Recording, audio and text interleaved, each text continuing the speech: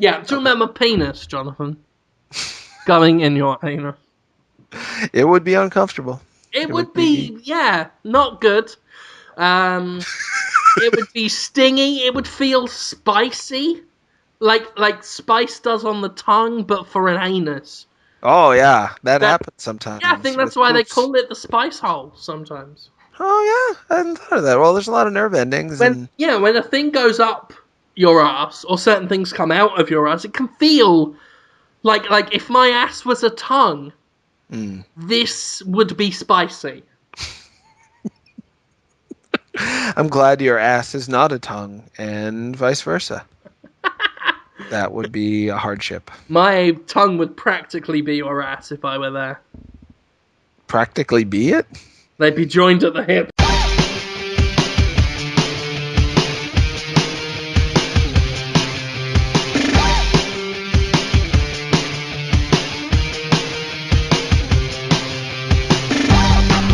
She loves you, Jim. Did you know that?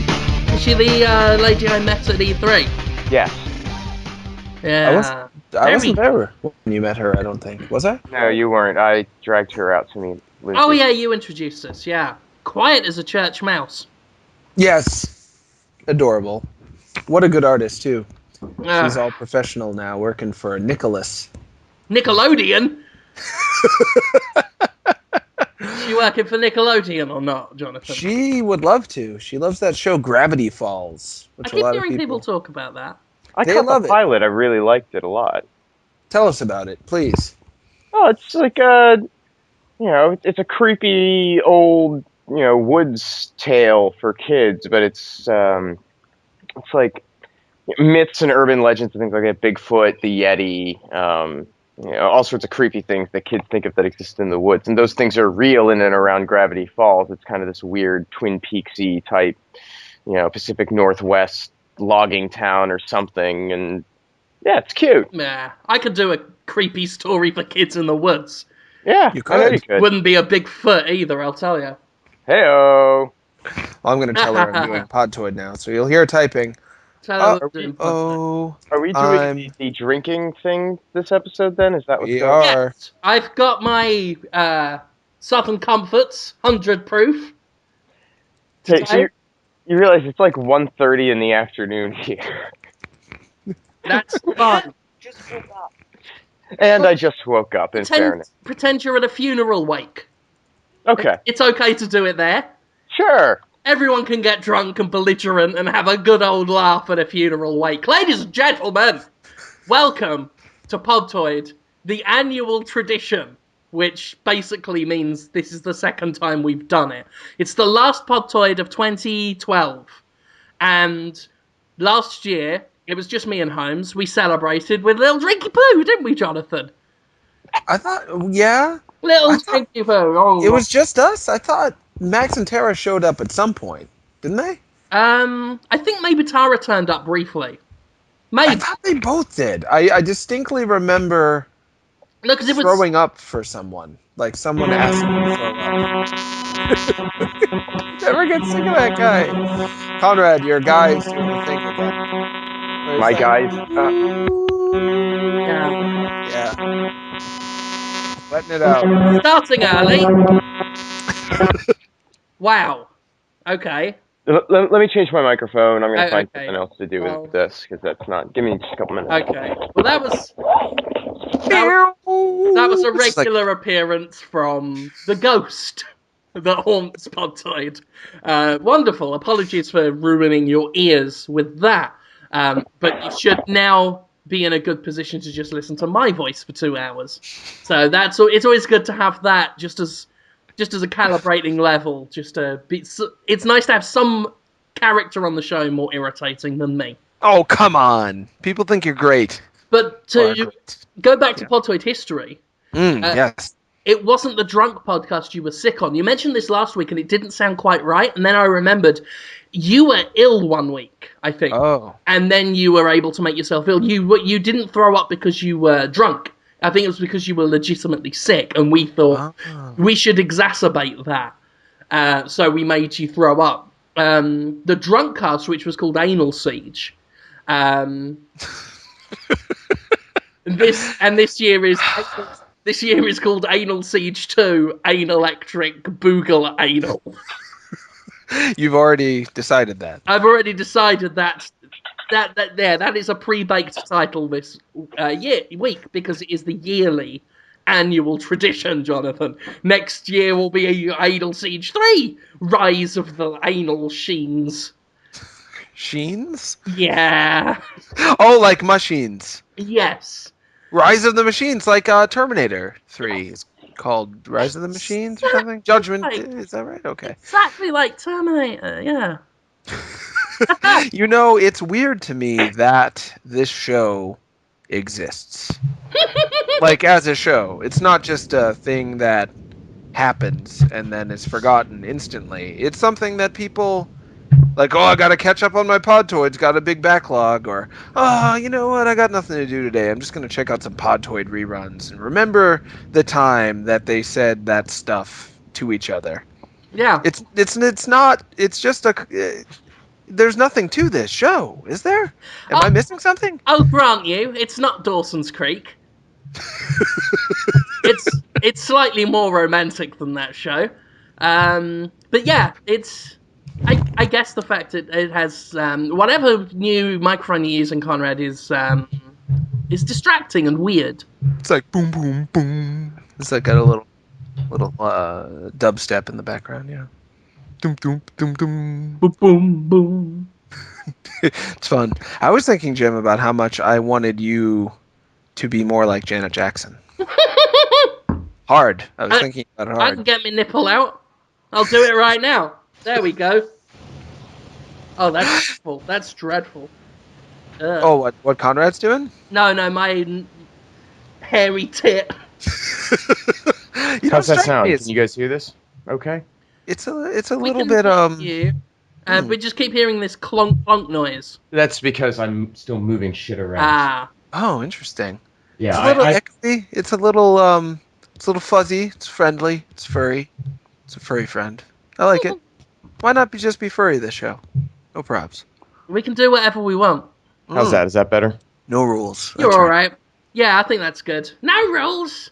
I think that's good. But yes, last year was Anal Siege. That was the episode title. It was just me and you, Jonathan, if I recall, because it was a laid back. People were off for the holidays. It was just me and you because we got nothing better to do with our lives. Had a little drinky. Had a little celebrate for end of year. Talked about the things what happened, and people really liked it. People dug it. People said, "Do that again this year," because we liked it. Normally, drunk podcasts are touch and go because it's like if you're not good at it, it just sounds like other people having a laugh that you're not involved with. I've been sober around the drunk. It's not good, but enough people. For now, we'll call them idiots.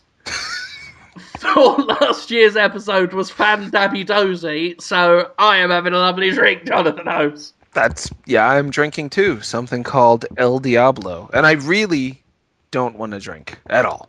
Like, I wish I weren't drinking a lot. Even better. El Diablo? I have to do it. Yeah, it's like a creme de la fraiche with cranberry and tequila. It's something fancy. I don't know. Oh, my wife. Creme Della, you're fresh. You little tart. Yeah, I did call it El Diablo, my wife said in the background. Sternly. She's a very unstern person, but just now she was like, El Diablo! Like, gotta do it right. El Diablo! Yeah. Hey, honey, it's an El Diablo. That's exactly what happened. Talking of your wife, Jonathan. Yes. I think you spend entirely too much time with her. I've had enough of this. Every time we record or there's a video, your wife's there. It's like you're living with her or something. And I often think, why don't you just go ahead and do that? Do what? Live with her. I do. Oh! How long has this been going on? You see, you're doing marriage entirely wrong. I am? Oh, yeah. No, my wife and I spend as much time on the opposite side of the home from each other as we can. If our paths cross, no, it's just silent staring. Yeah. You know, like two predators seeing each other and just like, all right, are you making a move? Are you making a move? No? Okay, we're going to go on past here. It's going to be all right. Really? That Everyone sounds does like a marriage healthy different. man. And that's wedded bliss, let me tell you. Jim, you're married too. I'm married. Do you stare at your wife and not say anything? My wife has a job outside of the house. I have a job inside. Oh, God, you lucky man. You lucky man. Oh, dude, I wank so much. It's great. Well, I've never let her being home stop me from that. I still keep up this pretense that people don't know. Despite the fact I talk about it weekly on a podcast. No one knows. It's my secret. I am the only one who ever wanks in the world. All right, so let me ask you guys a question, because my wife has talked about this to her friends, and not one of them thinks that this is normal at all. Do you guys close the door when you use the bathroom? Mostly. Sometimes I leave it open because I know a cat will want to come in, and I'm just wasting my time. So I leave it open for a cat or two. I understand how those cats feel, Jonathan. If you were pooping in my vicinity, I would like you to leave the door open so I can come in as well and have a look and rub around your legs. Yeah, I have a cat. Scratches on the door instant I go in the bathroom and wants to hop in my underwear as it's around my ankles if I'm sitting in the toilet. Again, totally with the cat here. My cat does that as well. She likes to watch me poo and wee. I think cats just like to be wherever the action happens to be at the moment, and that's what the action is. That is an action. It's the mentality of the cat, is if they see a closed door, or if someone's behind a thing, in the cat's mind, that could be dangerous. They don't know. So they have to go and look at it, make sure it's okay and above board, and go on. Apparently that's the psychology of a cat. Like, if you close a door, they instantly want to get in there. Because, ironically, it's a Schrodinger's cat situation for them. It's like, well, it could be still like it was, but I can't see it now. There could be, bullrogs in there. So they have to go in, make sure it's bullrog free, and then go about their daily business. How do you know so much about cats? Internet.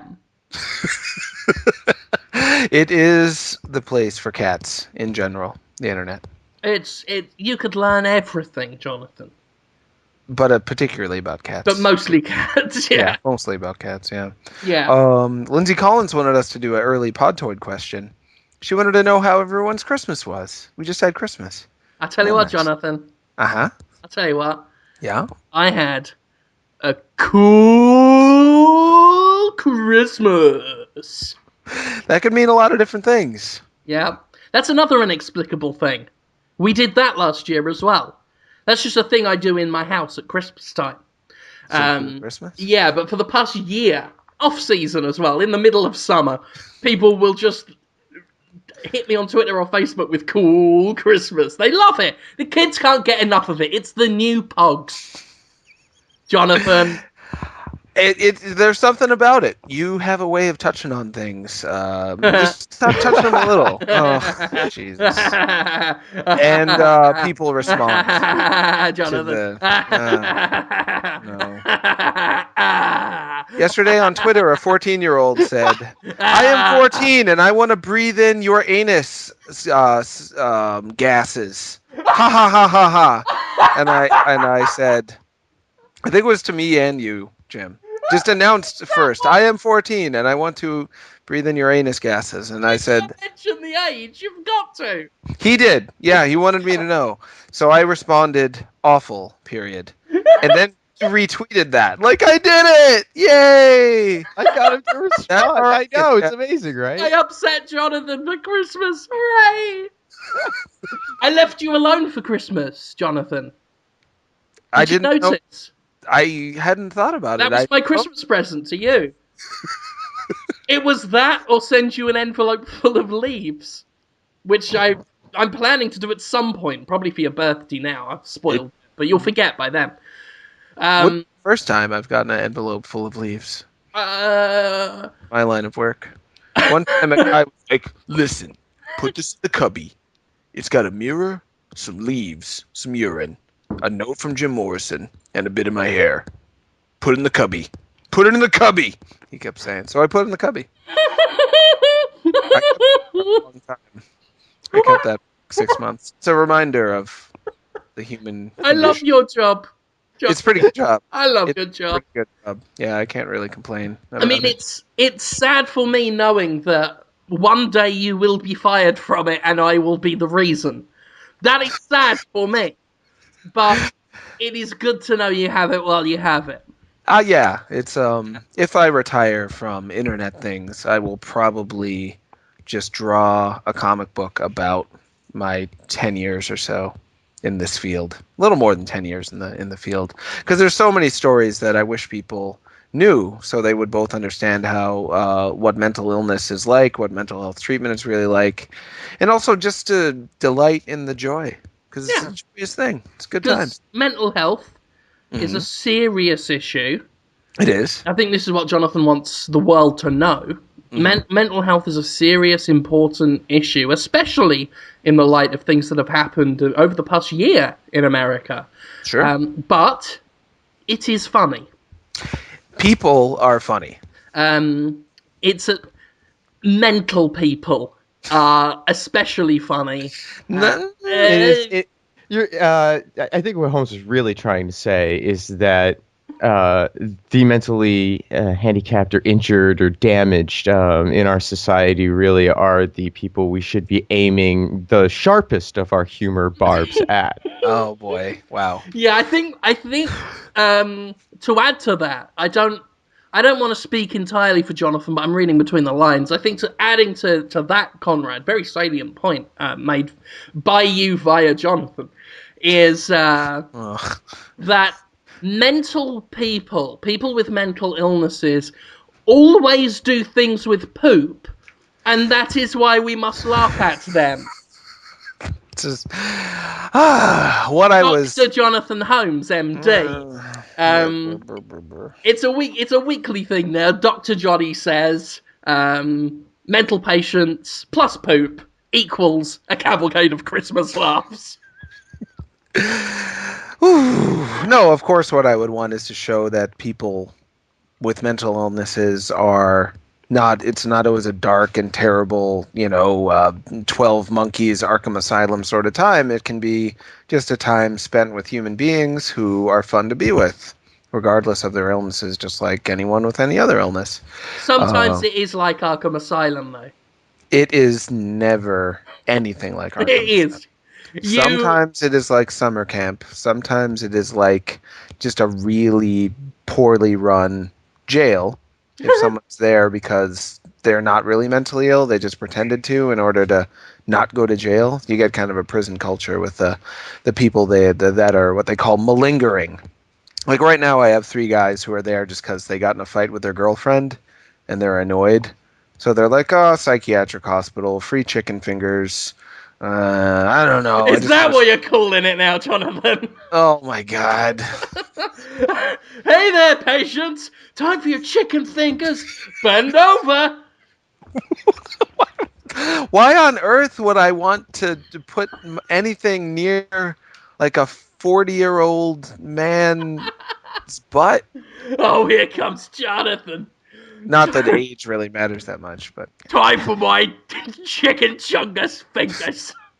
And people think I love chungus now. I'm getting all these tweets being like, hey, Jonathan, chungus! I did some chungus! I'm like, that's Jim. Jim loves that word, and he calls me that word. But I don't remember ever saying, Jim, keep calling me chungus. That feels good. I don't You're going to edit this podcast so that Holmes now says... Yep, I love chungus. Because it means like chunky anus to me. It can mean anything. That's the beauty. I had people Googling it. Some guy on Facebook's like, I'm trying Googling this word. Yeah, I was pretty sure it was just a made-up word, right? It's my favourite word that I have invented like a child in my womb head. It sounds good, and it sounds good in any situation. Like, Jonathan Holmes, I want to tickle your chungus. Jonathan Holmes... That doesn't sound good, no. Jonathan Holmes, stick your chungus in my chungus repository. That could mean nothing good. Anything. No Jonathan Holmes, pull that chungus out of that patient right now, you dirty little chungus breath. Wow. It's applicable. It means anything and everything. That's the beauty of it. It's like, supercalifragilisticexpialidocious in that way. Super calamari friggin' fucking dicky dunkus, yes. Sorry, Conrad, I spoke over you then. I apologise. No, I was just comparing it to Aloha. Aloha. Oh, yeah. Aloha. Aloha, get your chungus out. I'm your doctor, Jonathan Holmes. Feel bad. Yeah. Feel bad word. Yeah, I don't want to talk about your anus, Jonathan. Oh, neat. That's good. Neither do I. I don't. Some people said in the comments to the last... One person said in the comments to the last Podtoid, I hope for 2013 the talk of Jonathan Holmes' anus ends. Oh, wow. Cool. Because the beauty of humour is humour that comes from truth. And there's no truth, Jonathan, to your anus. What? It is a lie. No, out of all the things that you've talked about regarding my body, any part of my body, the only part that's true is that they're real things. I do what have are real the things? Parts. What? My parts. What parts? All of them. What part are you talking about? Yeah, yes. I'm sorry, I'm a little lost. What? Yeah, Jonathan, you're going to have to tell us what body part specifically are we talking about? The holes, all of the holes you've talked about. Which hole? Every hole. List them. You're going to have to list them. I want to know which. We're going to have to be specific because we don't want to make it this a thing that drags on into 2013. We need to get it out of the way now, cut quick and deep. Yeah, it's really important that we get to the bottom of this. I'm being sarcastic. Yes. The very bottom. As deep as we can go. Think about how long the past 5 minutes have dragged on, Jonathan. I want to put a cap on this. So let's just list the holes that I can't talk about. Come on, let's just get it over with. Talk about any of my holes. Just say it. Ear holes, nose just hole, say it.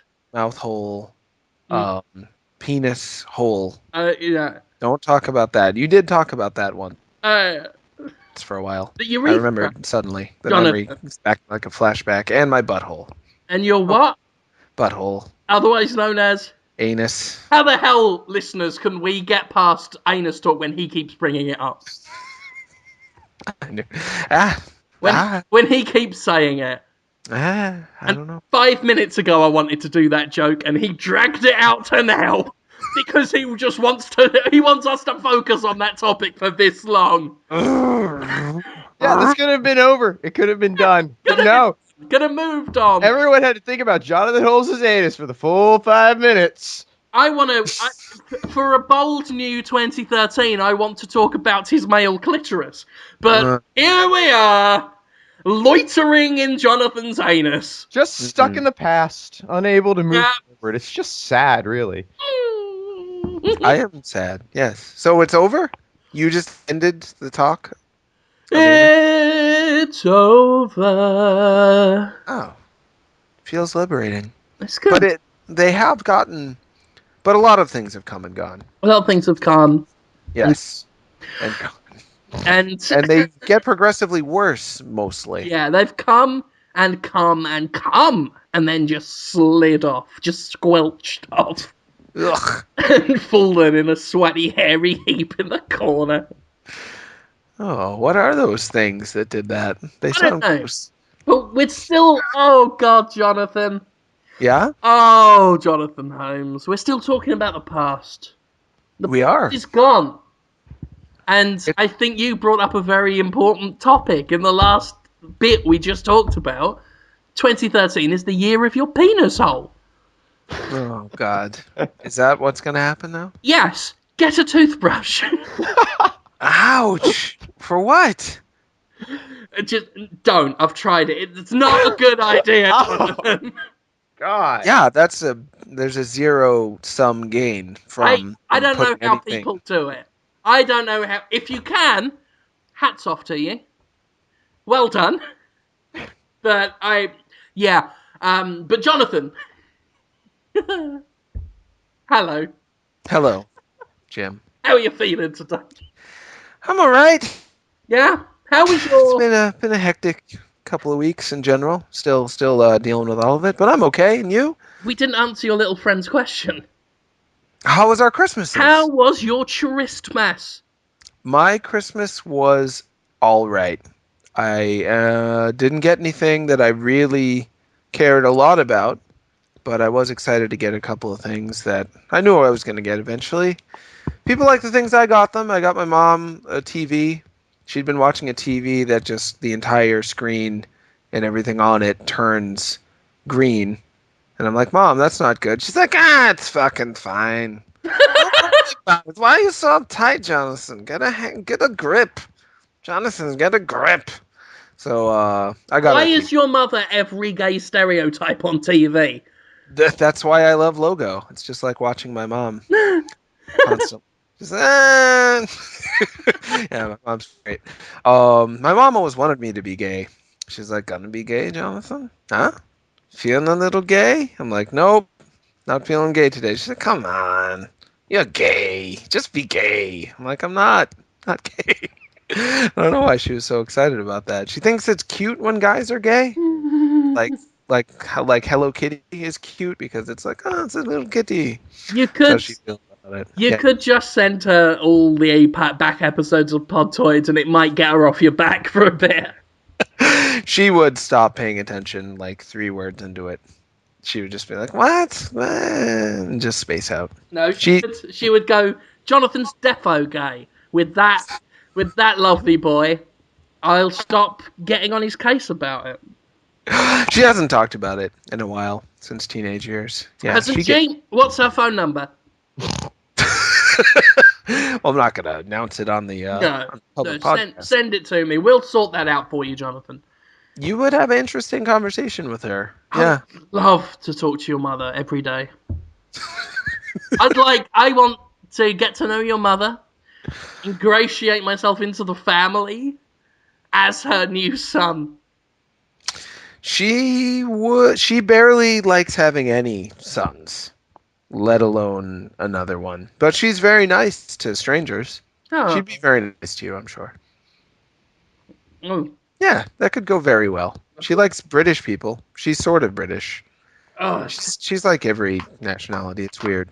This bottle won't open! Open it! So yeah, my Christmas was relatively harmless, and everyone liked the stuff I got them. I got my wife a Nook.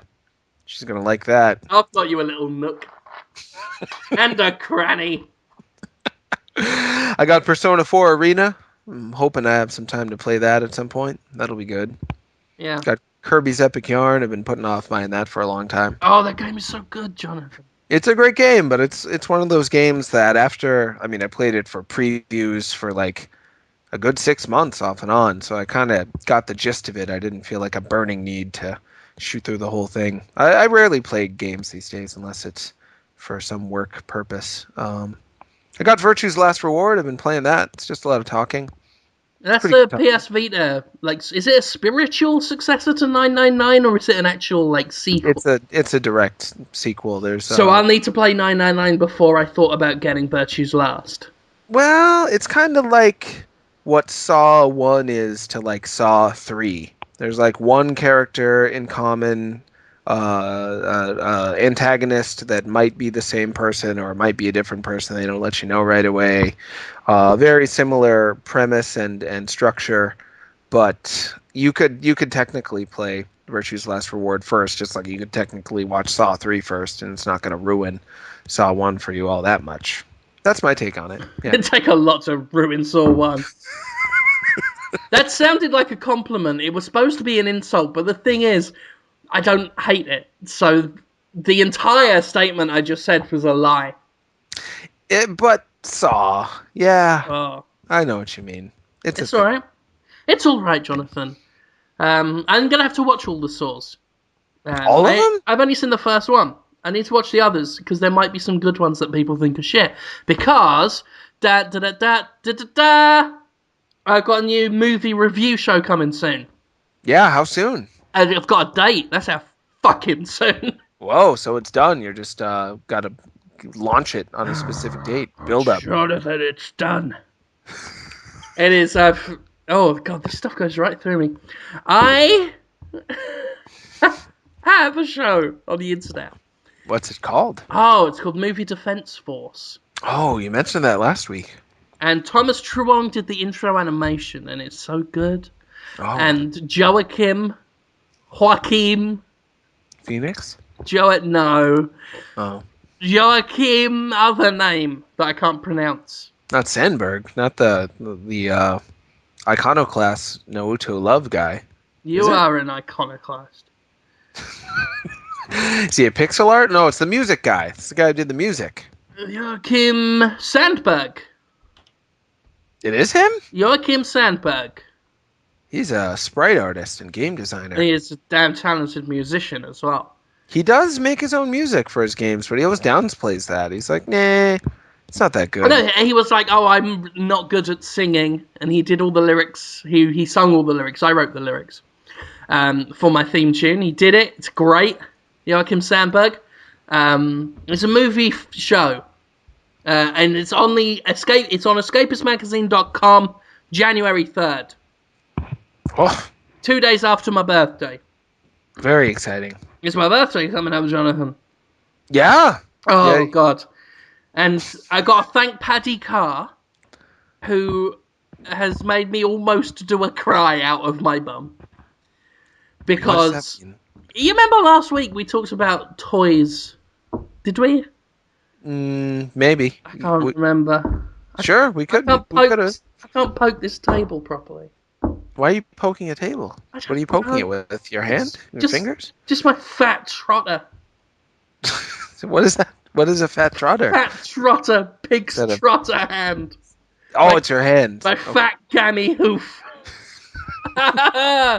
Paddy Cobb has today bought me. He said, "Oi, you, put this on your Amazon wish list," which was the Solidus Snake Play Arts Kai Square Enix thing for like £100. You did talk about that last week. And he said, "Put that on your wish list," and then he bought it, and it's on its way to me. Aw, that's great. You are a lovely boy. Sometimes I think about doing one of those wish lists, but then I just never do. It makes you feel like a monster. I think he sent me an email also saying, "Hey, put a new headset on your wish list," and I didn't do it because that was just weird. It is weird, and I shouldn't do it. I mean, I really like incredibly appreciate the thought, that someone would want to do something like that, but I just didn't feel comfortable doing it, and it would have been different if I had just made the wish list and someone had bought it, but then it kind of defeats the spirit of it to some degray when they come and tell you, "Hey, put this thing up on there." Oh, well, that's the thing. I really wanted Solidus. Well, no, I understand entirely. Yeah, I was going to buy it, actually, but then Penny was like, "Put it on!" And I said, "Well, I'll put it on anyway," because the wishlist serves as a personal reminder as much as anything right, else. and that's why I have the things that are on mine on there for the most part. But when it's near Christmas birthday, I will just put it on Facebook. As a hint to my wife to not buy me something practical. No, buy me shit. Wife, that's what I want, my dear. I think my wish list on Amazon is literally called "Things I Wouldn't Buy for Myself." That's about right. Well, that's what, as an adult, that's what most gifts are. Yeah. I would just buy it if I really wanted it, but instead it's like, But it's like, I really would like it, and I'm glad someone else got it for me. I put UK snacks on my wish list as well, because it's normally all toys. And then I'll find some DVDs or Blu-rays to prove I'm not a complete child. Although, again, it will be something like fucking Masters of the Universe. So I did that, and someone was like, "Well, I wish your wish list had something else, because it's 90% toys." I don't know why. It's like, well, are you going to get something or not? I don't know why it matters to you what I get. But I'm like, fuck, get some fucking Monster Munch. What's Monster Munch? Jonathan, it's like eating God's balls. It's a delightful corn snack shaped like a monster's foot. Sounds good. I like corn snacks. You get pickle flavour. Ugh. It is kind of gross, but kind of nice. Roast beef flavour. What? Oh, fuck. And flaming hot flavour. Which is that hot. But they're tasty cheap for your mouth. And and they used to do spaghetti sauce flavour. Gross. They don't do it. You'd think. But actually, it's good. Creme de la creme. Really? Of tasty snacky snack in my mouth. But anyway, I want to do some thank yous. Paddy Carr, you are lovely. I kiss you on the bum. Pillow Fort, Matt Jones, who does a website, which I was going to plug, can't remember. Fuck it. I'll mention it on Twitter. He got me Venture Brothers Season 1. Oh, good season. Trying to get into that. At the very last few episodes, it finally clicked with me, that show. And then I'm like, well, now I need Season 2. So yeah, it's a little slow burn in the beginning, but once you finish a season, and I don't even think it matters what season you finish, but if you can make it all the way through a season of Venture Brothers to see how they cap off what they start with, in the way that they end it, it's always... So I can see really clever stuff that they're doing now. I'm like, aha, okay. So I ordered 2 and 3 for myself today. But yeah, Matt Jones got me that. And some other people, I lost the notes that came with them. I'm so sorry, but I got a Harley Quinn figure. And C-Lab 2021. Love C-Lab. Thank you. Which season? First season? Just first season, Jonathan. I remember liking that season. Pay respect. Yeah, absolutely. So that was the bulk of your Christmas, Jim? Is that stuff? Alex got me a Terminator. A NECA Terminator. I think it's like 18 inches tall. Oh. Like big plastic light up eyes, but the battery's dead on it. And a Smoker from Left 4 Dead NECA figure. Oh, cool. It's pretty cool. And Return of the Living Dead on Blu-ray. Oh, what a movie. I love Return of the Living Dead. I can't dislike it. I used to. I was resentful the way some people were resentful about the Star Wars prequels. Like, not right. Doesn't give me the right feeling. Because I loved Dawn of the Dead, the original one, and the first Night of the Living Dead. They terrified me, but I grew to love them after that. And then Return of the Living Dead was so different. But now I can appreciate it for what it is. A weird, kind of self-mockery, legitimately jumpy and gross, fun movie. Yeah. Good times. It's a good film. The self-cremation scene is just so beautifully done. Is that the guy who knows he's a zombie and sad about it? He's going to turn into a zombie, so he performs a noble sacrifice by cremating himself. And it's just so wonderfully done. I love it. I'll have to watch it again. But yeah, good Christmas. Got people things. Got the kid thing. Not that you'll appreciate it. Got him a remote control helicopter. Little remote control helicopter, and it comes with a little robot base, like a little fortress that can, I guess using remote control or whatever, can sense where the helicopter is and fires little foam rockets up at it. Oh, wow. And you have to shoot little things back at the base. So it's like a little video game made of plastic and real. That sounds really fun. I would have loved that if I wanted it. I would like it too. I wouldn't like it as much now as I would have then, but all in all, what's not to like? Sounds good. Jonathan. Yeah? Oh, God. How about you, Conrad? Do you celebrate Christmas? Sure. I mean, in as much as I appreciate people exchanging gifts and keeping our economy going. Did you get any gifts or We're creating jobs with a 1%. Yeah, I got socks and underwear. That's what I asked for, and so I got some of that. And I got a sweater from my grandmother-in-law and a scarf from my mother-in-law. And When you ask for socks and underwear, is that ironic at all? Or is no, it just legit? I just don't. I don't want to go to the store and buy socks and underwear. It's a pain in the ass. Fuck that. But You that's buy the me old. socks and clothes and a sweater, I'll cut your fucking neck off. Well, That's yeah, fine. that's the old cliche is, oh God, it would be a terrible Christmas if all I got was socks and underwear. No, I Haha. don't want anyone, and I don't want anyone to go to any special effort. Like it's not. I don't care. You are Like a humble, I selfless appreciate. man. It's enough that you wanted to get me a gift. You know, that's enough for me. Um, but yeah. So let's see. My mother You sent actually me. believe that the thought counts. Yes, I actually That believe that you, the thought counts. and that's fantastic. I don't agree. I have a lot of stuff. Like I have a lot of stuff, and every time I get more stuff, I have to get rid of some of my current existing stuff that I already like and am very comfortable with to It's like make room Resident Evil for stuff 4. anyway. Yeah. Yeah, exactly. You know, I have limited inventory space here in the first place. So, I mean, you know, not that. And then you feel like an asshole if you're like, oh, great, now I got to deal with this fucking thing that this guy gave me when someone gave you a gift. It's really just better if someone says, you know, I wanted to get you a gift. And I say, that's awesome, thanks. And we both move on with our lives. It's harder to get stuff you want because, I mean, especially, you know, with game reviewers, we get often games we want sometimes, Yeah. especially if we request the games we're interested in to review, and I don't want to do it, then you might get it. But also, Spotify exists and Netflix exists. That's your albums and your movies gone. It's hard. Like I feel like a child because my wish list is like 90% toys.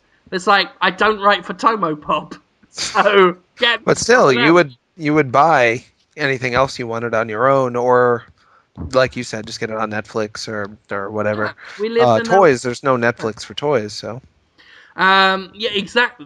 Let's invent it. Netflix for toys. Yeah, you give us a subscription, we will send you through the magic of the internet photographs of toys. Sorry, Conrad. Oh, no, that's fine. So, yeah, my mother sent me a box of Kiss Pez dispensers. That's a good gift, actually. She's always given me Pez dispensers every year in my stocking. It's just a tradition thing. She really likes Pez, and she thinks the Pez dispenser is a damn neat thing. And she's not wrong. Pez dispensers are pretty awesome. I didn't know that about you. I just saw a giant Snoopy Pez dispenser. It's like, I want to say 3 feet tall. Maybe a little smaller. I mean, I don't really keep them or collect them or anything. My mom just sends me Pez dispensers, and I eat the Pez, and then eventually the dispenser disappears. It's not. You like Kiss a lot? No, not at all, actually. Awesome. It was just Perfect. that she found Pez dispensers, and she sent me Pez dispensers. You don't need to like Kiss to appreciate Kiss Pez dispensers, though. No, actually, these are actually quite nicely made. You know, the paint job. I used to paint figurines, and so I always wind up looking at the paint jobs on these machine printed things for the where they fail to get all of the paint onto the spot and the little inconsistencies and stuff that just look terrible. And these are not bad. There's a little chip out of the lower lip and the upper lip of the I don't know, the guy with the star in his face. Oh, sure. That's Paul Stanley. Yeah. Stanley, Okay. the Cool. Star Child. Right on. Yeah, he's the lead singer. And Gene's got some sort of like brown mark or black mark. You know, just to the right. They're right of his off. open tongue. Burn them. Burn them. So, I don't know if I'm gonna keep it. Defective. Collector's edition, my ass. Oh, that is spill. Oh, dear. But yeah, that was my Christmas. I mean, we had some friends that live in our building over, and we had a Christmas brunch, and I washed dishes and took a nap. That's good It was Christmas. Christmas. It was good. Yeah. I had Sounds I had butt pork. butt pork. Pork butt. What's it? Pork butt, sure. Pork butt. What's butt pork? It's good. It's just a very it's a part of like a hindquarters of a pig.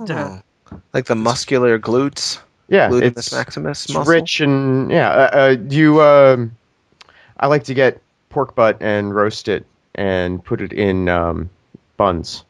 Maybe I should get that for my mom. The two things I forgot to give her were red meat and yes. I've got a pork butt for you. Talking about my fat piggy ass. What for me to do? Just to put your penis in to it and go in and out of it until you issue liquid. I don't know. It would be tough. I've spilled drink on me. This stuff is stronger than I thought it would be. See, drunk. I've had too much of this too quick. That's okay. It's part of the charm. You'll sober up fast, too. By the time we do questions, you'll be right as rain. Questions? Wouldn't it be... It would be really awful to have sex with you. Ow, my cat's attacking me. Really angry that I said that. Like, on cue. It's just like, don't say that to Jim! You're gonna hurt his feelings. What's wrong with having sex whittled this? Well, it would be real... You know, it would be like the Red Shoe Diaries on crack. It's funny because this is the conversation you hear as the bar is closing down. We're having it right now at Conrad's time. It's like 2:24 in the afternoon. The wife's gonna kill me when she gets in. Because we've got to go to Walmart and pick up a photo we had printed of Cliffy B's face. What? Oh yeah. For what? For him? For a project. Sounds like a fun project. It does. His little face, just looking with his dreamy eyes. He poses for the camera. Oh, he's a camera face. He's a dishy, hunky dreamboat. He is, and he knows it. Yeah. He hasn't always been that way. He's got that real, ex-nerd anger. Like, I'll show you, I'm a hunk now. Yeah. Pose for the camera, kiss the girls at the party, in front of everybody. Clifford Blazinski. This is my message for him. Wow. Clifford Blazinski.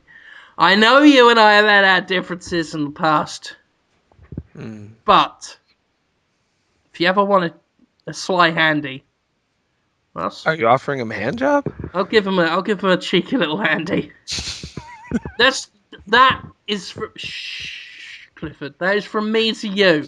Any E3 or PAX or wherever you're going to be hanging around now that you're unemployed. I don't know what he's doing, but if you're there, I've got two hands. I don't know if I'll need them both. Maybe you want one up the bum while I'll just give it a little go. That's on me. That's on the house. The first one's free. How much is the second one? Half a tube of Pringles. At first it was tube of Pringles, then you thought, I don't want to price myself out of the market. It would be. Have you guys ever had to have sex with someone you didn't want to? It's not easy. It's a real mental challenge and physical challenge. What have you been? That's plenty of times. I've sorta. There are a couple of times when I can recall afterwards thinking I shouldn't have done that. No, but I mean, I shouldn't do this. Oh well, down the hatch. Right. Yeah. That's happened as well, but I don't. Jonathan, when did you have to have sex that you didn't want to? What was this? Because the images I've got in my head are all in the deliverance area of sex. I was thinking prison, yeah. No, it was consensual heterosexual sex at that time. With what? A woman. Okay. We're narrowing it further down towards okay territory. Were you under contract or something? I was not. No, it was. Are you one of the pleasure robots from that film with Harry Joel Osment in it? I sometimes relate with I think his name's like Joe Gigolo or something, as played by that smooth hunk who had a bit of a jump with the nanny, didn't he? Jude Law. Yeah, he I'll jumped tell you the what, nanny. Jude Law. If you're ever listening, and there's a 50% chance you are, No, there's not. 5 Pringles. And that is a holiday discount from me to you. Okay, all right. Steam just gave me the best Christmas present ever. I'm sitting here getting drunk at 2:30 in the afternoon in my apartment, and Steam pops up, and it says my father is playing the game I got him for Christmas. I got him Rig and Roll. Rig and Roll. Rig and Roll. It's a trucking company simulator. Brilliant. And he's actually playing that right now. Wow. PC simulators are fantastic. Mm-hmm. Oh, yeah. Rig and Roll. Not like Rigmarole. No. Rig and Roll. It came out like a couple of years ago. Jonathan. So on Steam. Yes. I've got a game for you. What is it? Christmas. Friggin' Troll. Friggin' Troll. Yeah, it's you finger fucking a troll doll. A treasure troll? Like the cute little babies? Yeah, with the big furry hair, yeah. With the big furry hair. I want one of those now. Right now? Right now! This is bullshit! People used to buy me those because my hair was like that when I was in high school. And for a little while after that. Aliens. Mm-hmm. Oh yeah, you've kept up. Got Sonic the Hedgehog. I got a Skeksis from Dark Crystal. Oh, those are great. I've got 2 Skeleton Warriors. I've got the Worm from Labyrinth. I don't have a troll! Treasure troll! You won't want one in like 2 hours. No, I won't. Not even that. 10 minutes if we're lucky. It is one of the first things to go in the cleaning of any room. Yeah. And we should talk about video games, though. Oh, my God. Oh, Jesus. It's almost an hour in. I forgot. Something about them. I honestly forgot that's what we talk about. Actually, Conrad mentioned Rig and Roll. Yeah, it's all good. We're done. We got a sort of game discussion for the week done. Well, the trouble is, and you mentioned Persona Arena. Persona 4 Arena, yeah. It looks good. We're okay. We don't have to talk about video games anymore. I've been playing Pixels a lot, actually. And actually, I got the Steam summer or Steam winter sale. It's winter, Conrad. I forgot your fucking seasons right. You know, when you don't go outside, seasons don't matter. It's all a blur, buddy. And you're in kind of a muggy. You're in kind of a gray haze of a zone of the Earth, aren't you? Yeah. I like to listen to that Bananarama cover of Hazy Shade of Winter all the time, because that's my life. Wow, Bananarama, nice. Well, you know, the mamas and the papas are okay, don't get me wrong, but if you really want quality... Yeah, if you want top notch, shop Bananarama. They were cute, yeah. But in the Steam sale, I picked up They Bleed Pixels, the spooky squid game. Oh, cool! Yeah. And I've been playing a lot of that, and I really like that. But the other thing I grabbed, Dead Island, with I guess all the DLC, was like $6.74. Oh my God! Really? And I bought it, and I think I've put 8 hours into it now. I'm, a good bit into chapter 2.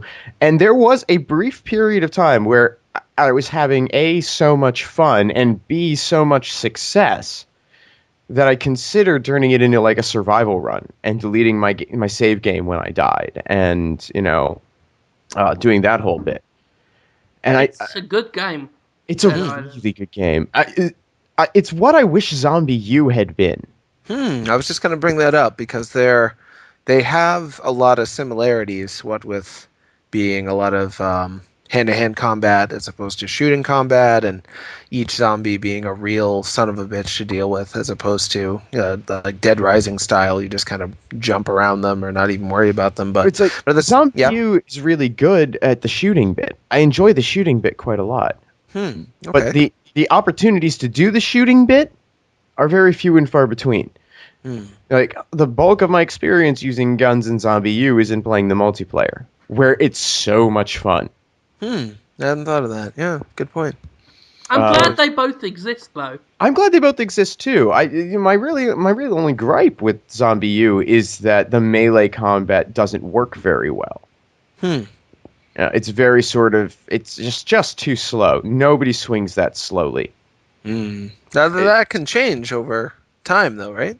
Didn't that pick up after a while? Or No, something else? That's the one the one overbearing criticism I have with Zombie U is the melee combat is very static. That is what it is. And it doesn't need to be as fast or as complex as it is in Dead Island, but a little push in that direction would probably have gone a long way. And the melee combat in Dead Island is so satisfying. All the time. I like the way it's... I think it's kind of silly that I'm giving money to a repair bench. Yeah, there's a lot of... But I like the mechanic. I like that, the weapons degrade and that they degrade fairly quickly, because you would have to, maintain. It's not easy to hack your way through a human body. Sure, especially giant football-playing zombie human bodies. I mean, how many times are you going to really get that one quick slice through, sinew and bone and muscle before you wind up having to sharpen that motherfucker again? Absolutely. You compare it to something like the Walking Dead TV show where they're scoring perfect headshots every fucking second of the time. Yeah, they with season 2, they just started sticking knives into zombies' heads, literally sticking it into a stick of butter. Tell you what, Jonathan. Yep. Season poo. Season poo. Season poo. Walking bread. Moldy bread. Oh, okay. Moldy naan bread. I like naan bread, but not if it's moldy. Ew, gross, Jonathan. When there's no more room in the fridge, the mold will walk the earth. You pushed it. Jonathan! Yes. I don't have anything else to follow that up with. It's funny, I was going to talk about The Walking Dead, because that won the Jimquisition Game of the Year. Oh, I did those? Yep, and you did the shittiest Games of 2012 awards as well. With a guest star from Skeletor, which people said was perfect. They said that, Jim, was the perfect Skeletor impression. So shove that up your ass, Nick Chester from Harmonix. Yeah, who did you get to do that, Jim? Me! It was that good. Nick Chester said, "Oh, you're Skeletor. Oh, I'm Nick Chester, and your Skeletor is the worst in the world." Rockman, Every time I think of an impression of Nick Chester, I immediately go full on Penguin. Yeah, I don't know why. He doesn't sound anything. He's just cool sounding man. Yeah. No, but he'll talk out of the corner of his mouth, and he'll be whatever. Yeah. Rock patch, and he said my Skeletor, and Dale picked that up as well, and he says Skeletor is bad, but he's not. Nah, He-Man's. Fuck off, you idiot, Beastman, you twit. What were some of those games, Jim? Give us a tease for those who haven't seen the video yet. What are some of the shittiest games of 2012? They're all shit. What was it? Amy was so bad. It was actually hard. Last year was pretty easy. What I like to do is I'll often go through my old reviews, find the 1 out of 10s, and then go up from there to get a good reminder. Bearing in mind some of the games I haven't reviewed, but I've still played and they were shit. But I gave out so many 1s this year. That's sad. I think they all made it in. We had games like Thundercat. Oh yeah, did that get a 1? Yeah, it was that game. Oh, excuse me, burpy, hiccupy. That game disgusts me, Jonathan. Oh, Thundercats is a disgusting game. What else did I give a 1 to? Revelations 2012. Bad game. Amy. I haven't forgotten you, Amy. I thought that got a 2 or something. Ooh, I released in January. They won't remember me. Fuck off, Amy. Sterling never forgets. That was so into yourself. Yeah, I like getting into I like you to get into me, Jonathan. Why? Jonathan, when will you fuck me like a piggy? I don't... It would be tough. It would be a real challenge. It would be a real mental exercise in Willpower. But then you'll be able to tell your grandchildren years from now, I will. I did it. I scaled the mountain. I'm really not into dudes, and it would be real. Dude, and just psychologically, like if we met for the first time today. Check out my meaty flank and my tits. There's a lot of I'm baggage. Practically a woman.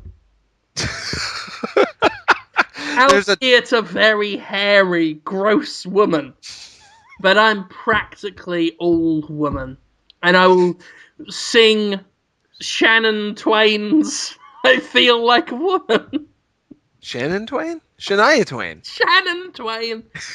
Oh, look at my shoes. I feel like a woman. It's more. It's been years of weird build-up now too. There would be tons of performance anxiety and like. Oh, you're right. We couldn't. We can't now. We can't do it because it would. We've got to keep up the will they, won't they dynamic, like Bruce Wayne and the woman from the Expendables. There are no women in the Expendables. That's true. You have to have that won't they sexual tension. Yeah. I watched the Expendables recently. The first one. That film's shit. Yeah. I mean, it's really shit. Yeah, but people, it scratched an itch people had. I heard Expendables 2 actually does the scratching. It's a little better, sure. I didn't make it through the Expendables. I tried. Like I was like, you know what the fuck? This is every major action star from the 90s that I watched all those movies. I should appreciate this. And, I think it was kind of a wake-up call to what a fucking idiot I was. Well, I think I've been told that the first Expendables thinks it's real. And the second expense accounts... And the second, accounts receivable. Yeah, the second Expendables knows it isn't a real thing. And that's where we get the kind of, irony that we Gen Xers want. I guess I'm more millennial generation, Jonathan. You are. You're not really Gen X. Not really Gen X. Millennial Gen Y, maybe. Generation. Generation. Yeah. Did you know that we were talking about The Walking Dead before. I had the first printing of the first issue of The Walking Dead. I bought it when it first came out and kept it in good condition. Can I have it? Maybe. I let a woman borrow it all of those 10 years ago who was into comics. She drew comics. I was like, oh, cool. I'll let you borrow some of my favorite comics of right now. Then she moved to Japan and took them all with her. I haven't seen it since. Oh, damn. And she's coming back. And I just got in touch with her on Twitter today. I was like, hey, that comic book that's now worth like $15,000. Maybe I can get that back. She's like, yeah, maybe.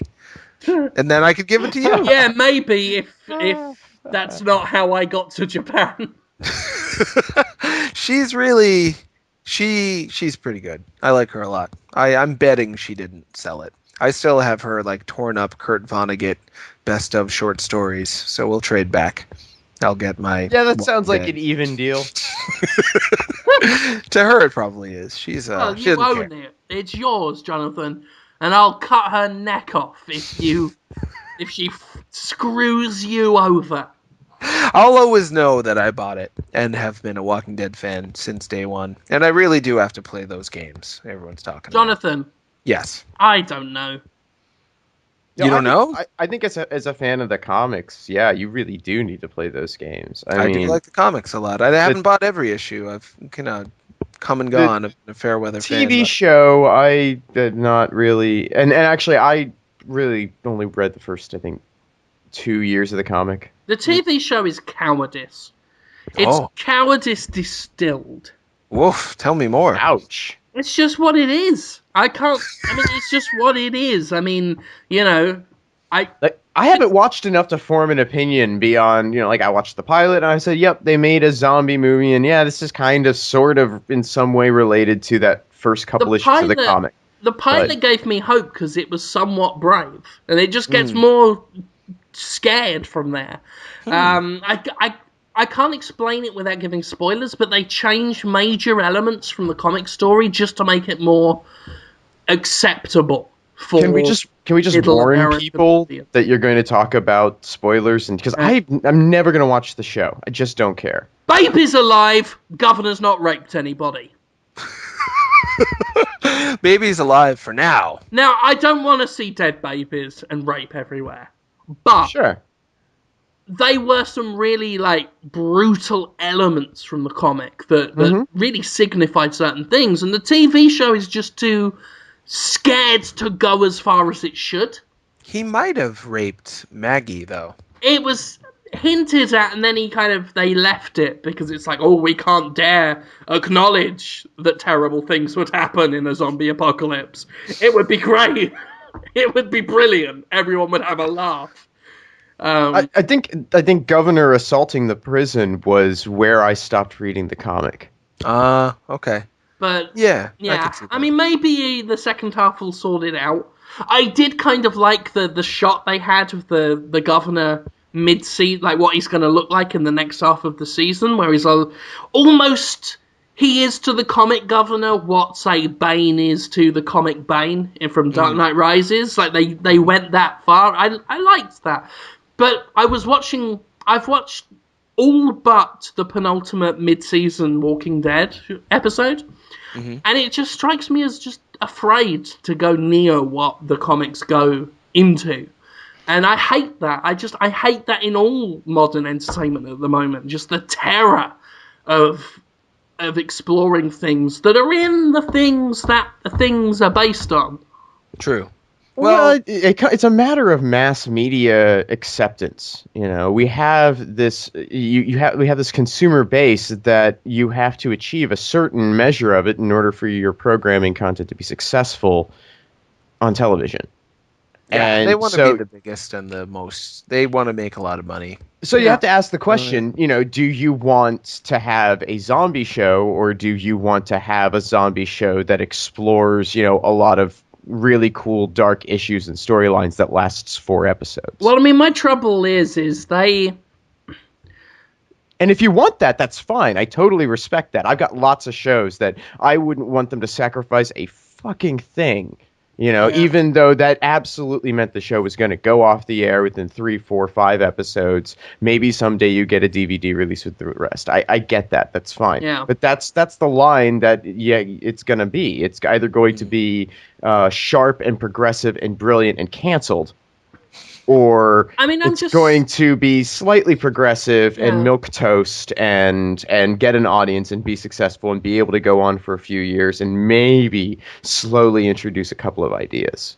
I guess I'm just sick of fear of how obvious the fear is in all entertainment at the moment. We want to do a zombie film, but we're afraid to just do a zombie film. Let's buy the rights to Max Brooks' book. Call it World War Z. We'll do what the fuck we want. But we'll call it World War Z because we're afraid to have an original name attached. And that's same PG-13, isn't it? I think so. It's the same with God, Walking really? Dead. Yeah, I think PG-13? Dude, the trailer looks nothing like anything. Oh. That book was not PG anything. It was PG anything. I wanted my mother. And the movie has a blob made of zombies, zombies that run so fast that they actually run on top of each other 3 high and form a blob and then fall down and then it's goofy. I'm just so over the fear, and I'm sad to see it, especially in Walking Dead. It's not like I'm sitting there thinking, "Hooray, rape!" I don't want that. And I realise that my belligerent drunkenness makes this sound worse than it should. No, it doesn't, but I did want to ask. I don't want to see, children dying all the time, but it's when I know there's a certain turning point in a story that they're too afraid to take, and when I see things like World War Z or video games, where it's just the fear. I'm sick of the fear, and it's especially bad with The Walking Dead because American television right now, as far as I'm concerned, is where it's at. I think, as far as entertainment goes, Hollywood is terrified right now. It's putting too much money into films, and it's putting so much money into films, it's afraid to gamble with it. And it's the same with video games. But over the past few years, we've seen things like Breaking Bad, American Horror Story.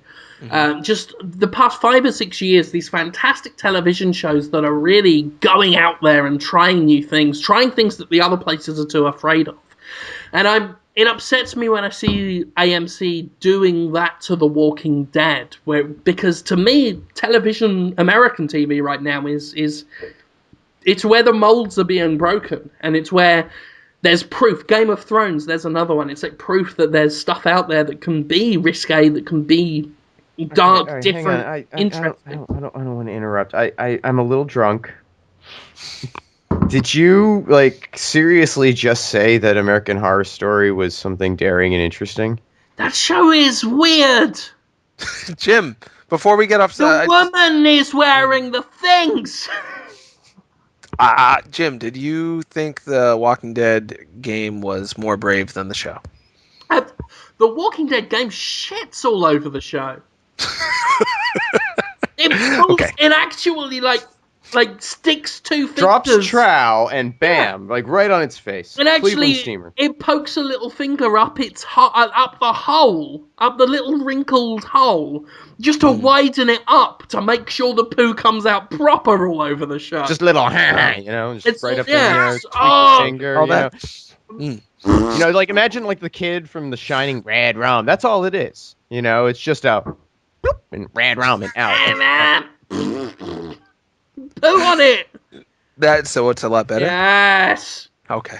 Yeah. Actually, I've actually just started watching that American Horror Story, and it's intrigued me. The first season or the second season? I'm only on the first season. Well, I think the second season's a completely different show too. It is. It's much more brazen and bizarre and gross. Second season. Well, it's on FX as opposed to Fox too, right? I thought of that. Yeah, that's a good point.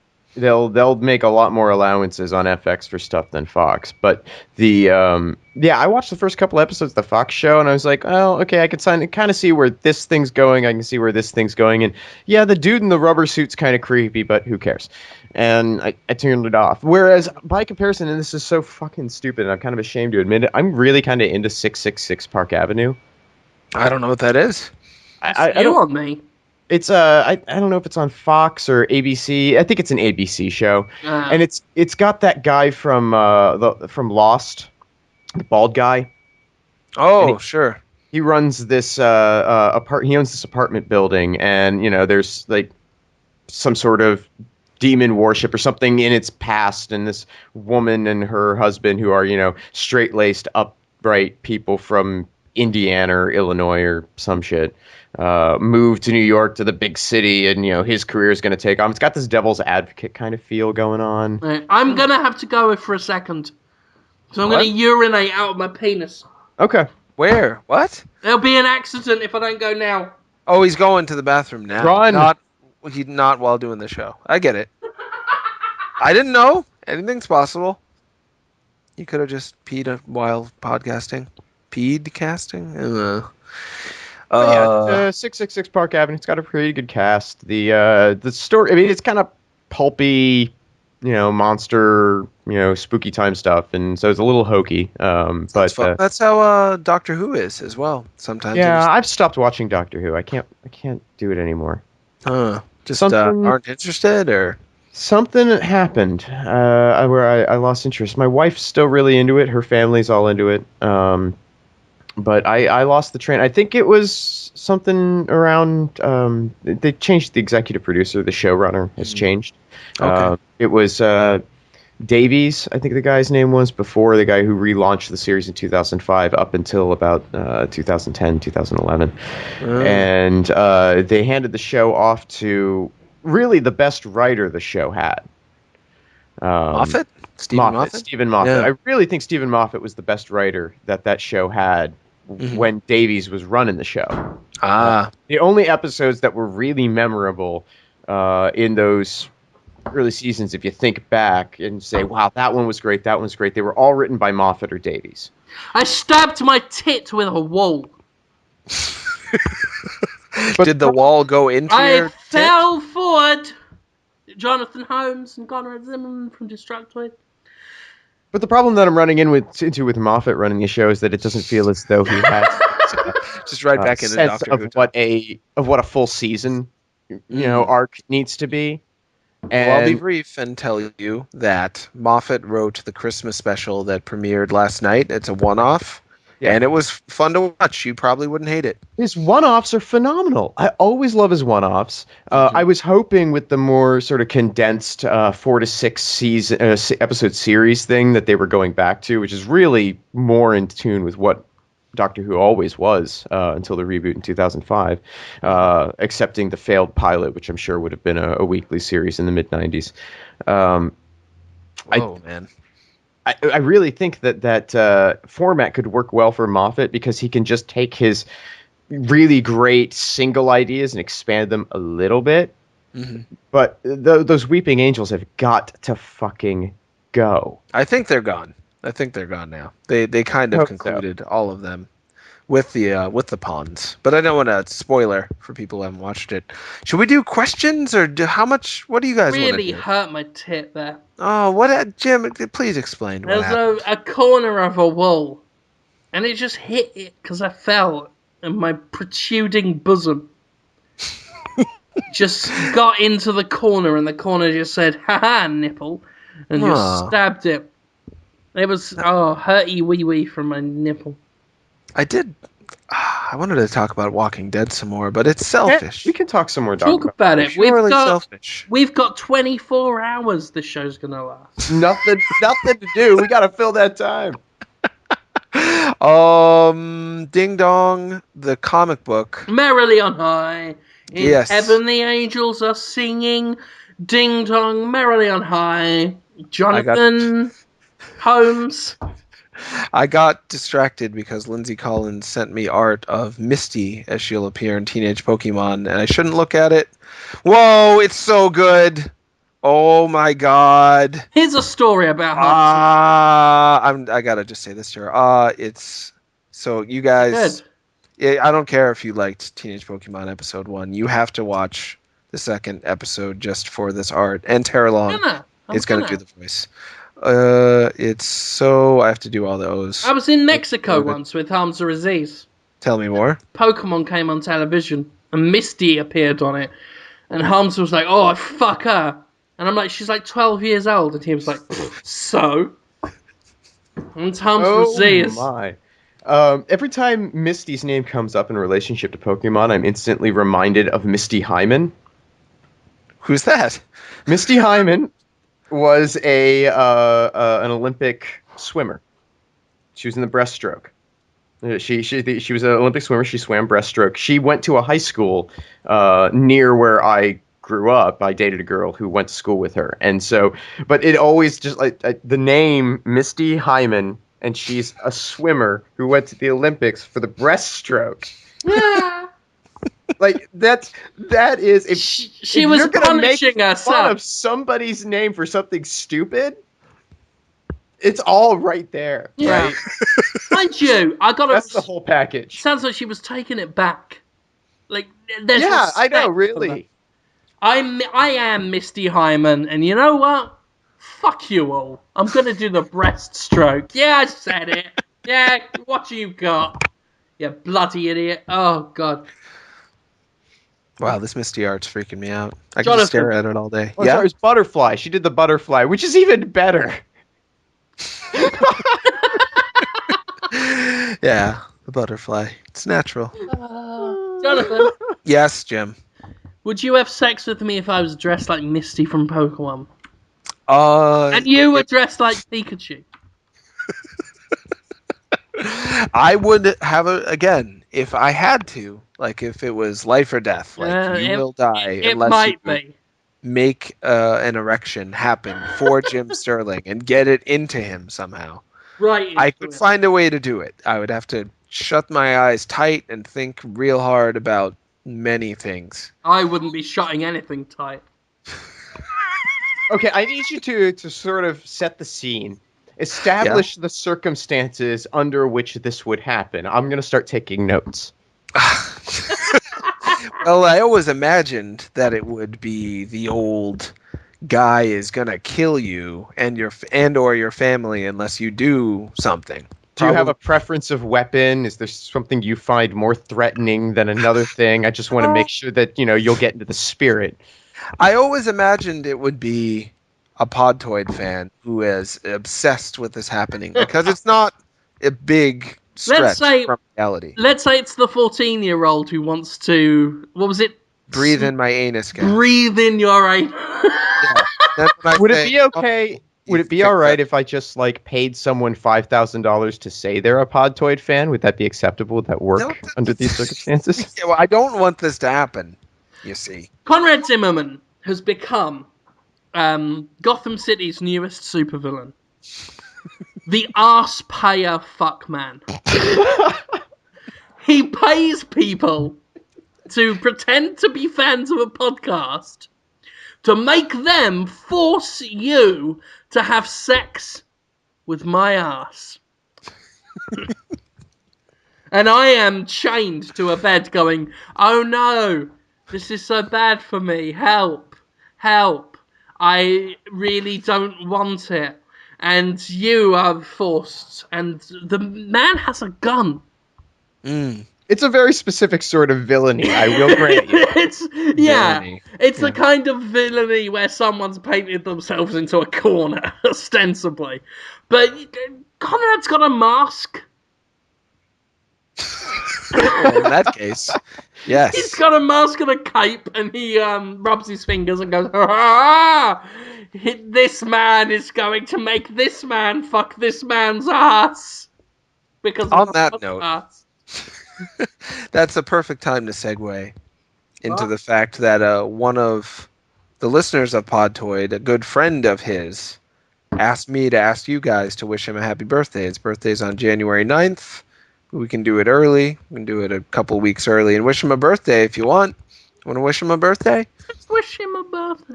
His name is Kirk Dearson. And we're Wii U friends as well. He does a lot of the more passionate art on the Rabbids Land Dafoe brilliant verse. Yeah. And he that was in a magazine, official Nintendo magazine in the UK. Is that right? He did a little tiny mini feature on the Willem Dafoe Rabbids Land Miiverse. Oh my god, that's awesome. I feel really bad because it's been a long time since I've been in there because I've just had other stuff on.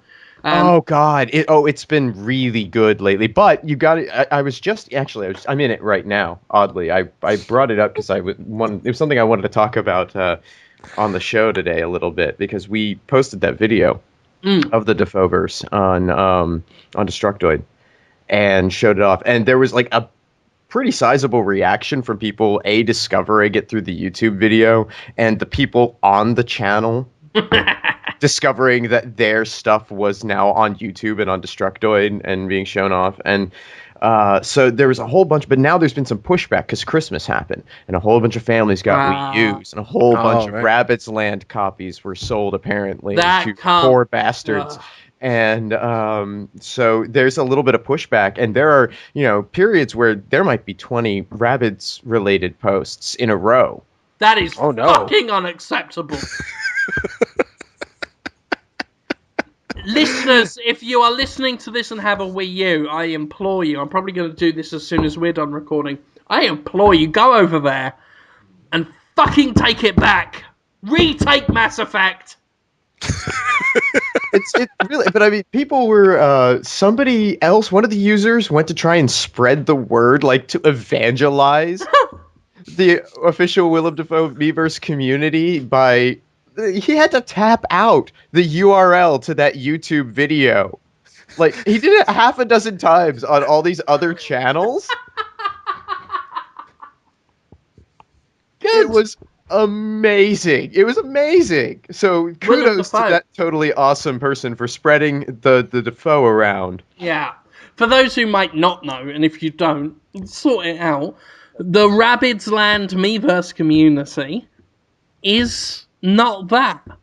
It's the Willem Dafoe Miiverse community. I took it over before the Wii U was even out in stores and said, this is where Willem Dafoe will live. So go over there, and there are these fucking mealy-mouthed pricks No, Jonathan, I'm not afraid to say it. Pricks who go on there and say, is this game any good? Or draw a picture of a fucking rabbit. Nah. That's unacceptable. You go on there and say, Willem Dafoe, draw a picture of him. Some people do really good drawings of his face. They do. There's some excellent ones out there. I've done, I want to say 4. Like, and I can start doing more. Some of them that might as well be photos. They're so detailed and realistic. Some are incredibly true to life. They feel like real life. Shit, I pulled a thing. What? Huh? I pulled a cord on a thing. Oh, what are you doing? Just rolling around on the ground? I'm just flopping about. It's awful. I look literally like a basket of flubber. I don't believe that. I'm sure he's great down there. Just rolling around. Well, instead of green, it is pink. I'm like pig flubber. I want to play Final Fantasy IX right now. All right, let's finish the show. No. Questions? No? No, this show's going to be 24 hours plus. We got an early question in from our old friend D5 Gravity. He asks if we could bring back any game studio from the 90s era, what would it be and why? Ooh. I don't have a good answer for that, but I can get to my answer in a little bit if something comes to mind for you guys immediately. Bullfrog. Bullfrog, what'd they do? They did Theme Park, Theme Hospital, Dungeon Keeper. Sounds alright. I was replaying Dungeon Keeper 2 because they did like a big Bullfrog sale. And it had like Populous and Theme Hospital and that in it. And it's good stuff. I wish GOG had Theme Park. I love Theme Park. There's a DS version, but I'm not sure if it ever made it out in the United States. But I had it on my DS in the UK. Loved it. But I want it on the Vita or the 3DS or something now. The only thing in the US is the iOS one, which is a big fucking scam because those fucking cunts at EA have it and fucking put it on iOS as this free-to-play thing and sold, like, roller coasters for $60. Fuck you! We were talking about cheap games before, Dead Island specifically, and it makes me want to, and it kind of relates to the question. Grin is not a 90s company, but they closed. It is a company that closed, and I was sad. But they did Bionic Commando Rearmed and Bionic Commando 3D retail game, regular. But one of their guys made a new game called Gunman Clive, which is on the 3DS for $2. It's like the cheapest 3DS game. It's out in the European eShop now, and it's coming out in the United States on January 3rd. And I'm kind of freaked out about it. It's not, it's not a retail quality or a retail size game anyway, but the quality is really high. Graphics are really good, and since he worked on Bionic Commando Rearmed, he put in some Bionic Commando stuff in there. The quality of your anus is really good. Thanks, graphics on your anus are really good. What's good about him? Bionic Rearmed anus is your anus rearmed. Is that rearmed? Is that what that is? Yeah. So yeah, Gunman Clive, it's a thing. And Anus Clive Anus. Anus Clive Anus. Gunman Clive. Gunman Clive, it's out on iOS for $1. I like that game. You like it? It's on my iPad. Yeah? Apple it's the iPad. Graphics are pretty good, aren't they? And then the iPad is sold at Best Buy. True. And I bought it, and I have Gunman Clive. Do you like it, Jim? It kind of, I don't know why, maybe someone's compared them somewhere, and I just remembered it in my head. It reminds me of Shinobi for some reason. It is like Shinobi. It's like Shinobi, but cowboys and Shutan. And it's good. It's hard. Sometimes I am angry at it, and I say, Gunman Clyde, you bad man in your heart are bad. But at the end of the day, Jonathan. Yes, Jim. You've got to play Gunman Clyde. Clive.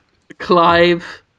That's what I wanted to say in my soul. You did good. You talked it. It's a iOS. $2. Yeah, you can get it on iOS or I got it for free. Free is a great price. At a free game. Mm-hmm. For a day or some days. On the 3DS, 3DS. It's got I think 2 new playable characters. I think it's 2, and I think they're the bosses. A couple of the bosses. There's a boss who's like Elvis with a Gatling gun, and then there's a boss who's like a cowboy bionic commando, and 2 more bosses from there. I believe some of those are playable, and it's also in 3D, and it's $2, which is so cheap. It is better than a lot of other 3DS games that cost a lot more. So I can recommend that in that way. Without getting in too much trouble, I think. And if there was a 90s thing, are you laughing at my diplomacy techniques? Diploma from a university. Yeah, I do have one. Do you? I do. I got a diploma and a degree. Why is it in? Is it in having a sexy ass studies? It's not. My ass was sexier then, though. It was talked about by Asian girls who said, I wish I had an ass like that. Look how flat my ass is. But that Holmes ass, ooh. Jonathan. It wasn't that they liked it. They wanted to have an ass like that. Jonathan. It was more like Beyonce. Because you had a little bubble butt. I did. Got a little badonkadonk.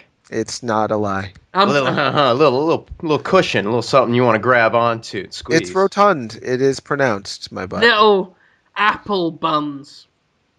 Yeah, they used to be more apple. Now they're more bread loaf, kind of fluffy. Jonathan. Fluffy brown. Yeah? I'm going to be honest. Please do, Jim. Right? I loved Demon Souls. Yes, a lot of people did. Loved that game. Mm. And I like Dark Souls. But I sometimes wonder if From Software knew what people liked about Demon Souls and went a bit too far with Dark Souls. Yeah? In what way? I just went a bit over the top with the prepare to die stuff. With the you're gonna die and we're gonna kill you all of the time forever. And I gotta be honest. Mm-hmm. I think I've done that with Drunk Podtoid. You've Demon Souls? I've Dark Souls. Oh, I'm sorry, Dark Souls did. I mixed it up. I feel awful. No, you've done it. It's been a good Poor show. Man. I mean, I don't know when the show is good. What am I using Ever. as a coaster? I've spilled so much drink over. What are these? But if this show is ever good, then this episode... I've been using a press release for F1 race stars from Codemasters as a coaster. That is mean. A press release for The Last Story, which has a drawing I did on it of a man bending over with his hairy arse and a penis coming out of the arsehole, like the penis was in the arsehole, popping out of it, with uncut anal dick written next to it. Uncut anal dick written, to specify. Just to let you know. You want to be clear. I might ask you to do a drawing for the next Teenage Pokemon too, Jim. That might be a way for you to include yourself in the show. I want People to ask put for you myself to be... in anything you do, Jonathan. Thanks, Jim. I want you to be involved. In fact, I was going to ask you to do your lines for the episode you'll hopefully be appearing in. I think that's going to be either episode 4 or 6, assuming that I'm just going to do all the audio for these shows, but I have no idea if they're ever actually going to get made, but I'm going to try. Jonathan! Yes, Jim? Catch him! It's just you and me. You got to catch me. Your ass is my destiny, Jonathan! Oh, you're my best friend. I want to finger your rear end. Jonathan! Gotta catch him! My heart's so true. I need you to see me poo. You touch me and I'll touch you. Jonathan! Gotta catch him! Gotta touch his balls, Jonathan.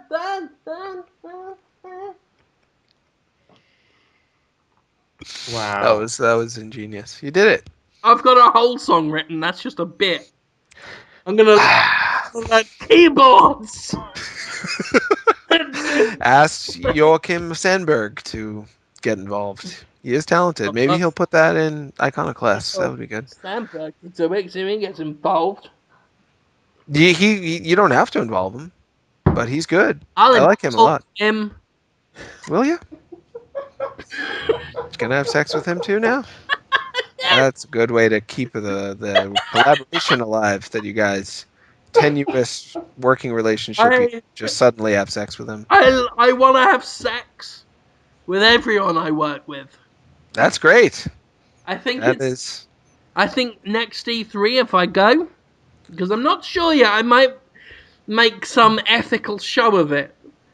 I might go, oh look, Jeff Keighley's corrupt. Look, I won't go to E3. Why don't NeoGaf say I'm ethical? You didn't have I know it's not that fun for you sometimes, but you had a pretty fun time last year.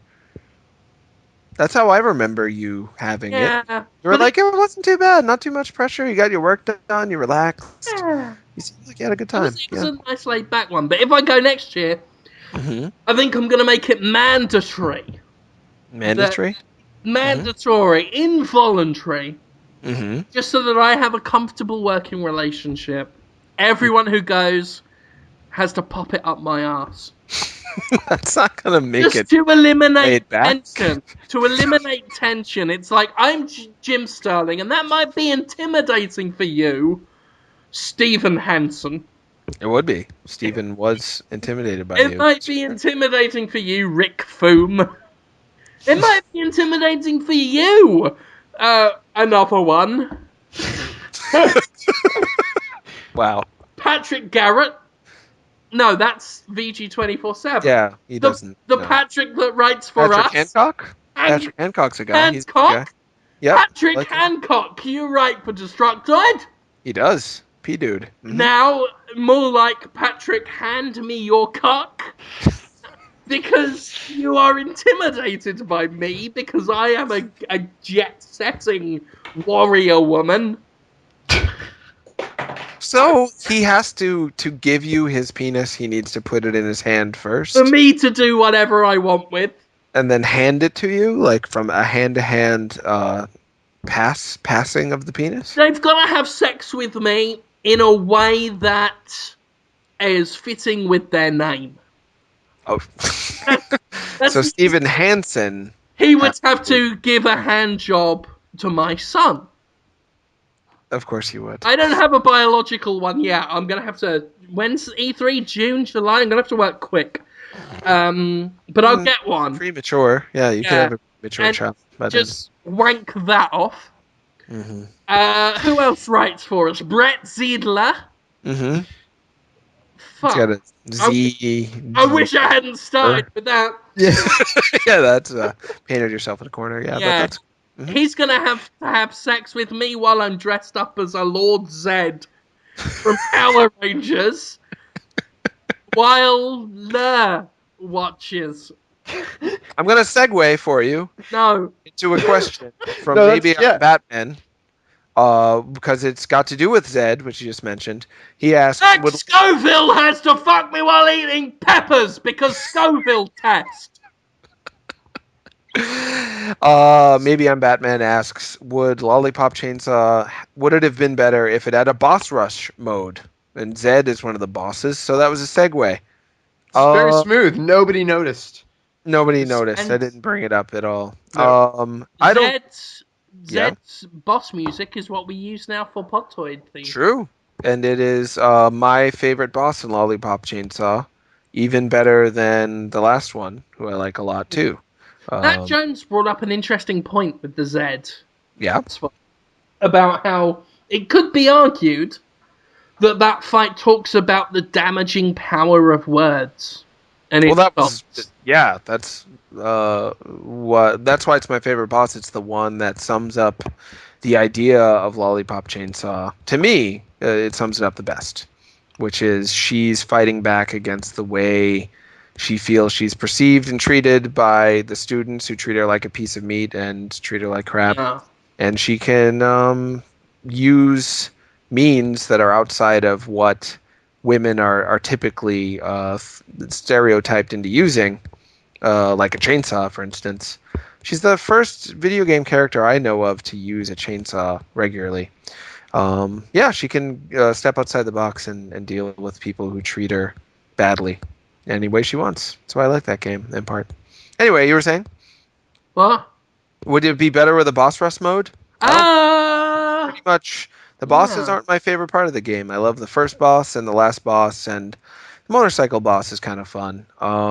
Wasn't really crazy better about without the mini games. That's the bit Yeah. that would have improved. I love Lollipop Chainsaw. You In do. fact, I gave it an award. You did? This is an outstanding video game of 2012. I love Lollipop Chainsaw. But I think, get rid of the mini games, just put in more combat. I'd have, it would have been fantastic, unparalleled in my mind in terms of just the new stuff that came out this year.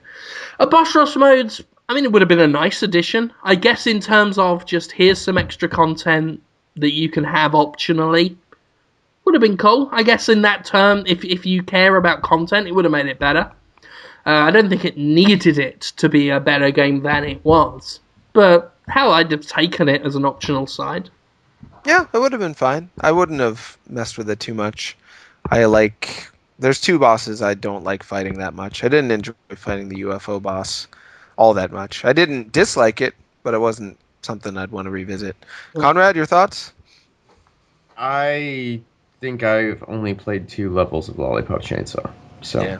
It's a game that there's 4 ways to interpret it. You love it, you kind of like it, you kind of don't like it, or you hate it.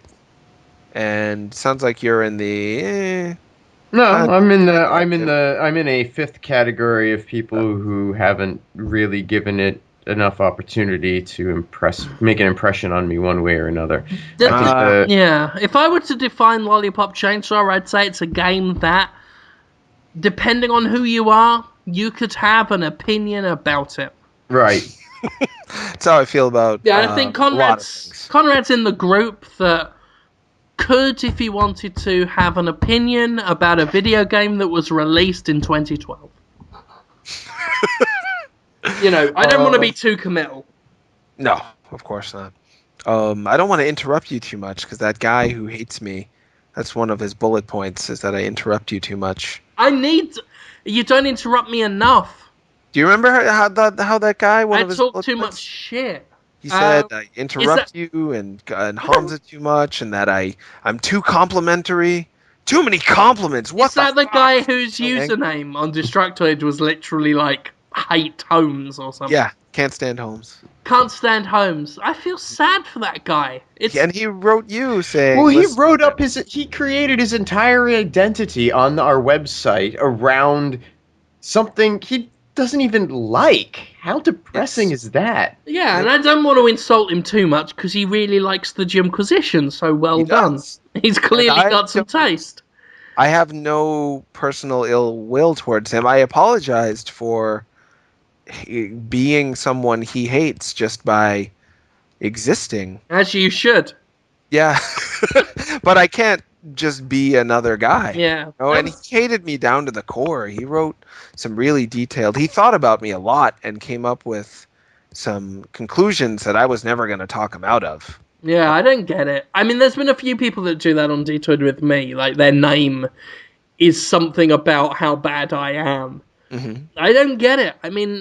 There are many people in the industry who I don't care for and don't like. Sure. I don't read their stuff, let alone craft an identity based on my dislike of them. To his credit, if you want to listen to Podtoid for Jim Sterling, sadly, I'm also there, and you have to I don't think if I would have left Podtoid, he wouldn't have been sad that he didn't get to enjoy hating me anymore. He would have been legitimately excited to just ignore everything I ever do and not have to deal with me. So, I don't understand it. My tough noogies. still there.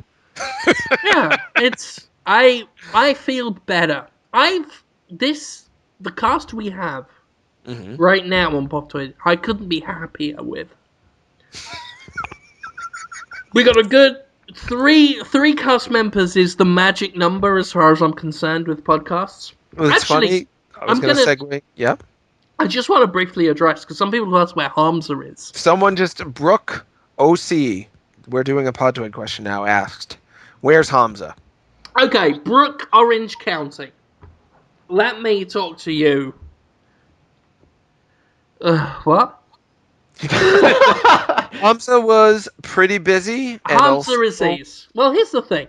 Yeah. We had Hamza on as a guy for a bit. It was cool.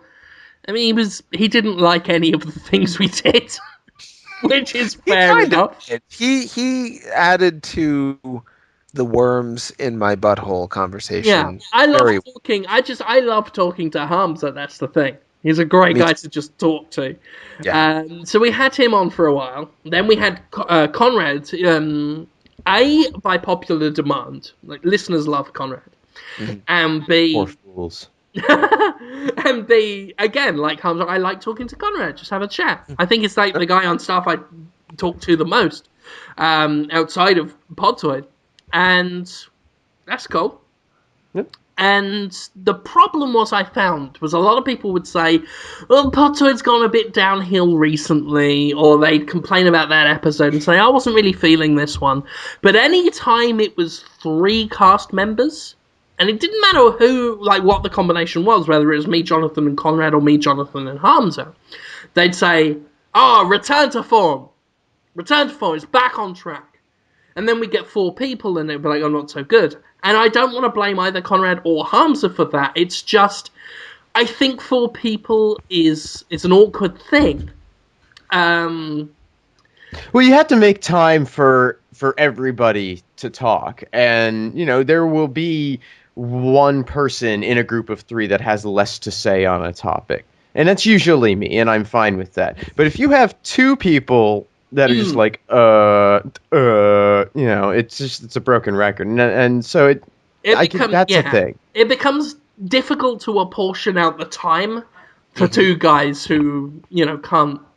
The thing about... Who can't keep up and be as entertaining as... Yeah. I don't think so. What worked on 3-man episodes was if it was me and Jonathan and Conrad, it would be me giving Jonathan great ideas to improve his life, which he doesn't take. He's so resistant. I just don't understand.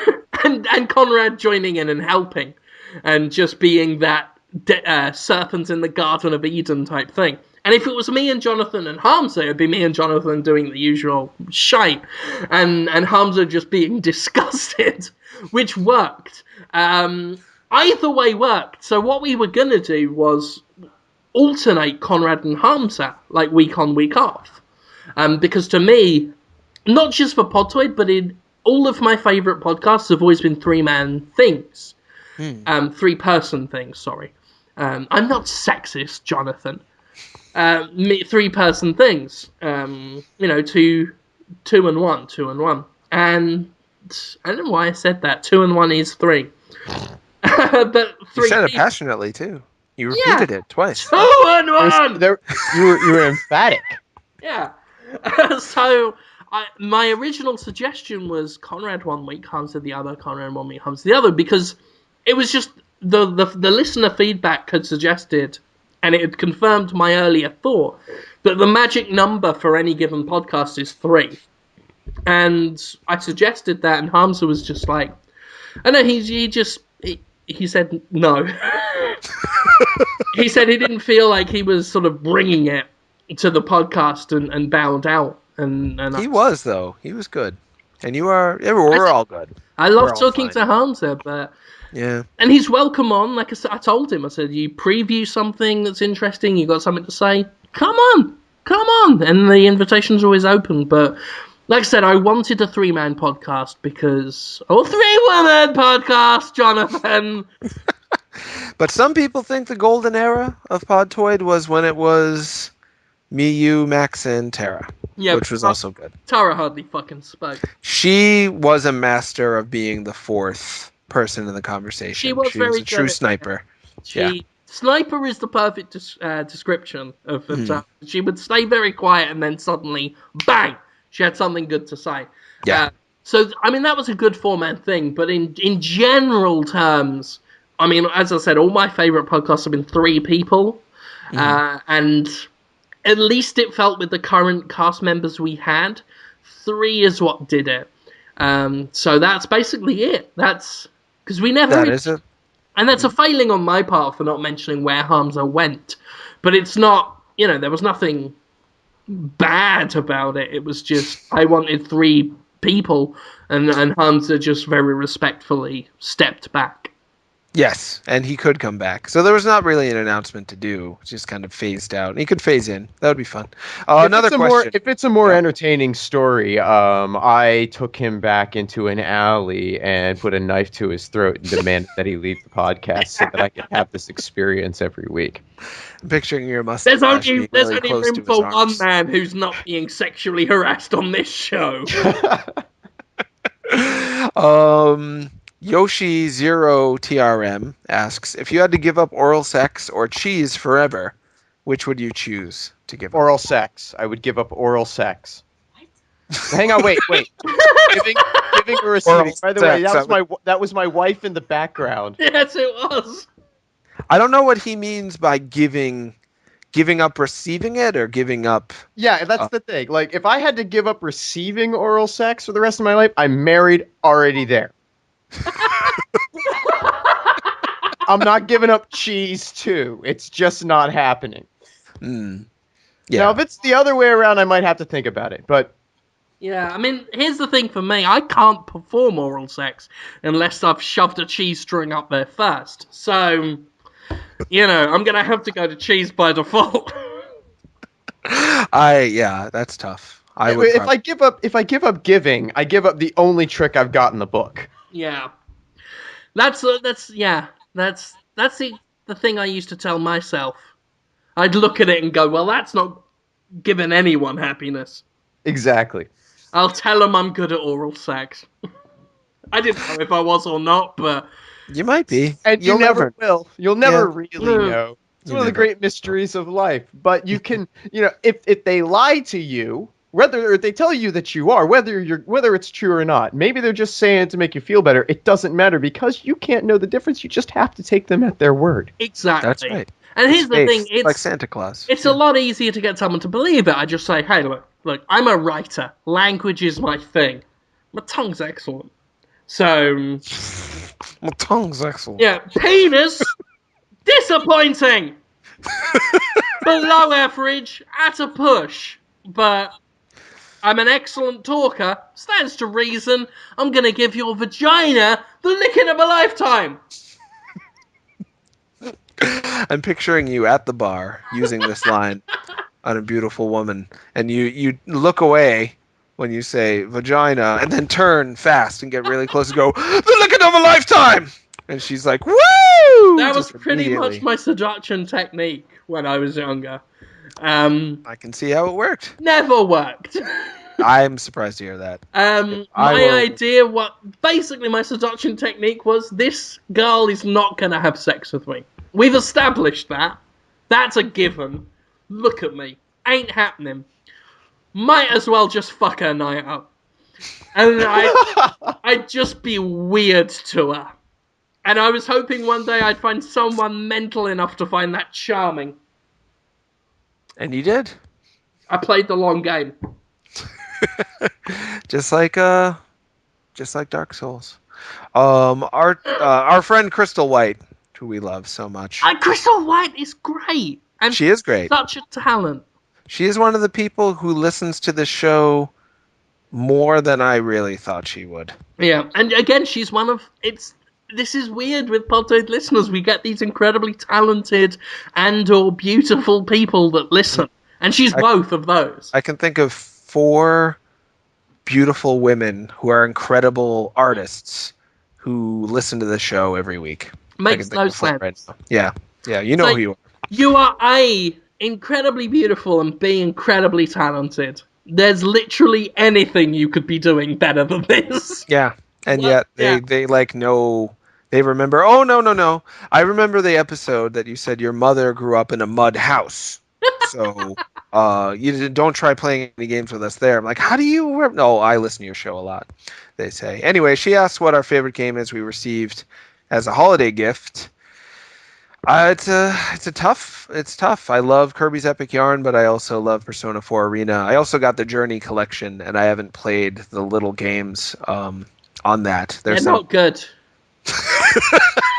I was hoping they were good because Journey, I need to really set my expectations aside and give it another try because it was so hyped. I was so excited to play it. Everyone was talking about how great it was, and then I played it for like an hour and just was like, ugh, never need to play this again. Just what drudgery. But I need to put those expectations aside and try again. Maybe I'll love it. But it's probably going to be Kirby's Epic Yarn because that's what I like. No, Persona 4 Arena though is so good. And I can't fight this feeling anymore. Did you have a favorite game you got for Christmas? John, I wanna fuck you while you're on all fours. Wow. Yes, you did sing that. I'm just gonna move on. Christmas gift. Christmas gift. Christmas gift. Yeah. Did you have a favorite game that you got as a Christmas gift? I used to get one game every Christmas. Yeah. Not done it the past few years. Kind of. I need to rectify that because I like having. It was a nice tradition. The Christmas game. Past years, Metal Arms was one. Metal Arms glitch in the system. Prince of Persia: The Sands of Time. Mm-hmm. Resident Evil 4. Oh, what a good game! What a good game. I guess in terms of just lasting impact on my career, I'd say Metal Arms, just because I love that game. But then Resident Evil 4 is a classic. Yeah, it's one of my favorite games in my list of perfect games or near perfect games. So we're talking. Are we talking about over the whole of all of our Christmases? I thought we were talking about this Christmas, but we can talk about whatever. Christmas. No, it's just like the last time I got a video game for Christmas, it was Metal Gear Solid 2 on the Xbox. Oh. That's how long it's been. What was it called again? Metal Gear Solid 2 Subsistence. Subsistence, yeah. No, because that's all Metal Gear Solid 3. That was Snake Eater Subsistence. It was Substance then. Yeah, it was Substance. Yeah. And then the third one was Subsistence. Those guys. Yeah. Well, actually, that was a pretty good Christmas gift, I guess. Yeah, I could see that. It's a weird coming of age game. Well, I brought it home that night. I went and did Christmas with my family that morning, and I came home and I started playing it, and I did nothing else during the remainder of my day. I mean, we had dinner with the family and so forth. It was like 3, 4 in the afternoon when I got home, but I sat there until 4 in the morning, and I played Metal Gear Solid 2 the entire way through. Wow. And, 4 a.m., finished the game, went to bed, got up at 7, went to work.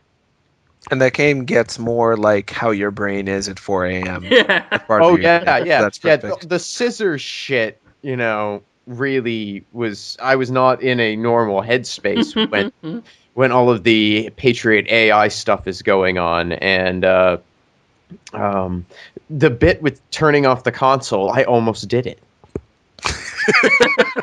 I was ready to do it because. They'd set a precedent, yeah. Well, Kojima's established that he likes to do this weird shit, and why not? Why wouldn't there be something? Why wouldn't he have figured out some way to do a backup save on your memory card save file in the seconds before it tells you to do this, and then... of course! Nothing could possibly go wrong there. Mm. Yeah, Kojima. He's a double-edged sword, but I'm glad he's around. Yeah, yes. I'm going to ask another question. FX. I need to do another wee. This stuff's going through me. Oh, okay. Well, I'll wait. You ask the question. No, ask the question. Okay, think about it while you're peeing. Yeah, it's FX Avirius, who's Felix Amaya Sportnitz. What a great name. Asks, what do you guys think of Willem Dafoe in Adventure Time? He's going to be on Adventure Time, according to, I think, IMDb and Wikipedia, so it could be legit. Yeah, believe he's booked to be in an episode called Jake the Dad, which people are surmising is about Jake's girlfriend, Lady Rainicorn, who is pregnant with, I presume, half dog, half Rainicorn puppies that are going to be pretty darn magical, Conrad. I don't know if you follow the show, but Jake is a shape-changing dog. Lady Rainicorn is a unicorn that's as long as a rainbow who can fly, shoot lasers out of her horn, and speaks Korean. Because one of their animators, who actually worked on the Ape Escape cartoon, she's just an animator, visual artist, but they liked her as a human being, so they have her voice both Lady Rainicorn and the little video game console that's owned by the two main characters called BMO. She's the voice of both those characters. And Willem Dafoe, people don't know. Is he going to be the puppies? Is he going to be a magical unicorn rainbow puppy?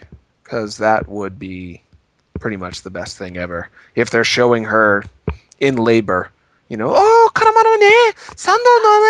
speaking Korean, and all of a sudden Willem Dafoe said, here I go. Congratulations, everybody, I'm born. I'm ready to take you on. One. Yeah? I will say, I'm not an Adventure Time viewer. I don't watch that. I don't watch a lot of these, My Little Pony Friendship is Magic. I don't watch that. These sorts of shows that have sprung up, these sort of interesting online cult audiences consisting of Gen Xers and millennials who are identifying themselves through themes in the show and so forth. Sure. I appreciate its existence. I'm glad that this is a thing that's happened and that I interact with these people on some whatever small level, because it is preparing me for the time when I have a fucking 6-year-old kid yapping in my ear about some weird cartoon shit on television that I'm never, ever, ever going to care about. Here's the funny thing. I'm sorry, Conrad. I didn't mean No. It's okay. I'm really grateful because I understand that I got weird interests too. It also teaches me how to hold back on that stuff because, it's weird. But here's the funny thing about internet culture specifically and children. Because, me and Alex, we are online. Part of online culture. Very into it. The kid, we don't let him watch the shit here. But when he's over at his biological father's, he's on YouTube watching shit. Mm-hmm. They let him go on the internet and stuff. And he comes back to us and he's like, oh, have you heard of Chocolate Rain? Thinking he's talking about some new cultural phenomenon that the old fuddy-duddies won't get. And it's a weird situation where in past generations, the kids have always been ahead of the parents in terms of culture. Mm-hmm. And now it's like the kids are behind the parents because he's discovering Chocolate Rain. He's discovering Leave Britney Alone. He's discovering that's not that weird though. When I was a little kid, I discovered Star Trek. Right, but that had been popular for a while with adults. And Jim, you are not your average father. Jim, I'm not a father. You are a father. You are a father to many. A paternal figure. Yeah. Yes, and you are not your average. Video games patriarch. Thank God for you. Did you hear? Son. Go forth into the street with your chungus. What does that mean? It's a mystery. Did you hear where I talked about Willem Dafoe being in Adventure Time, Jim?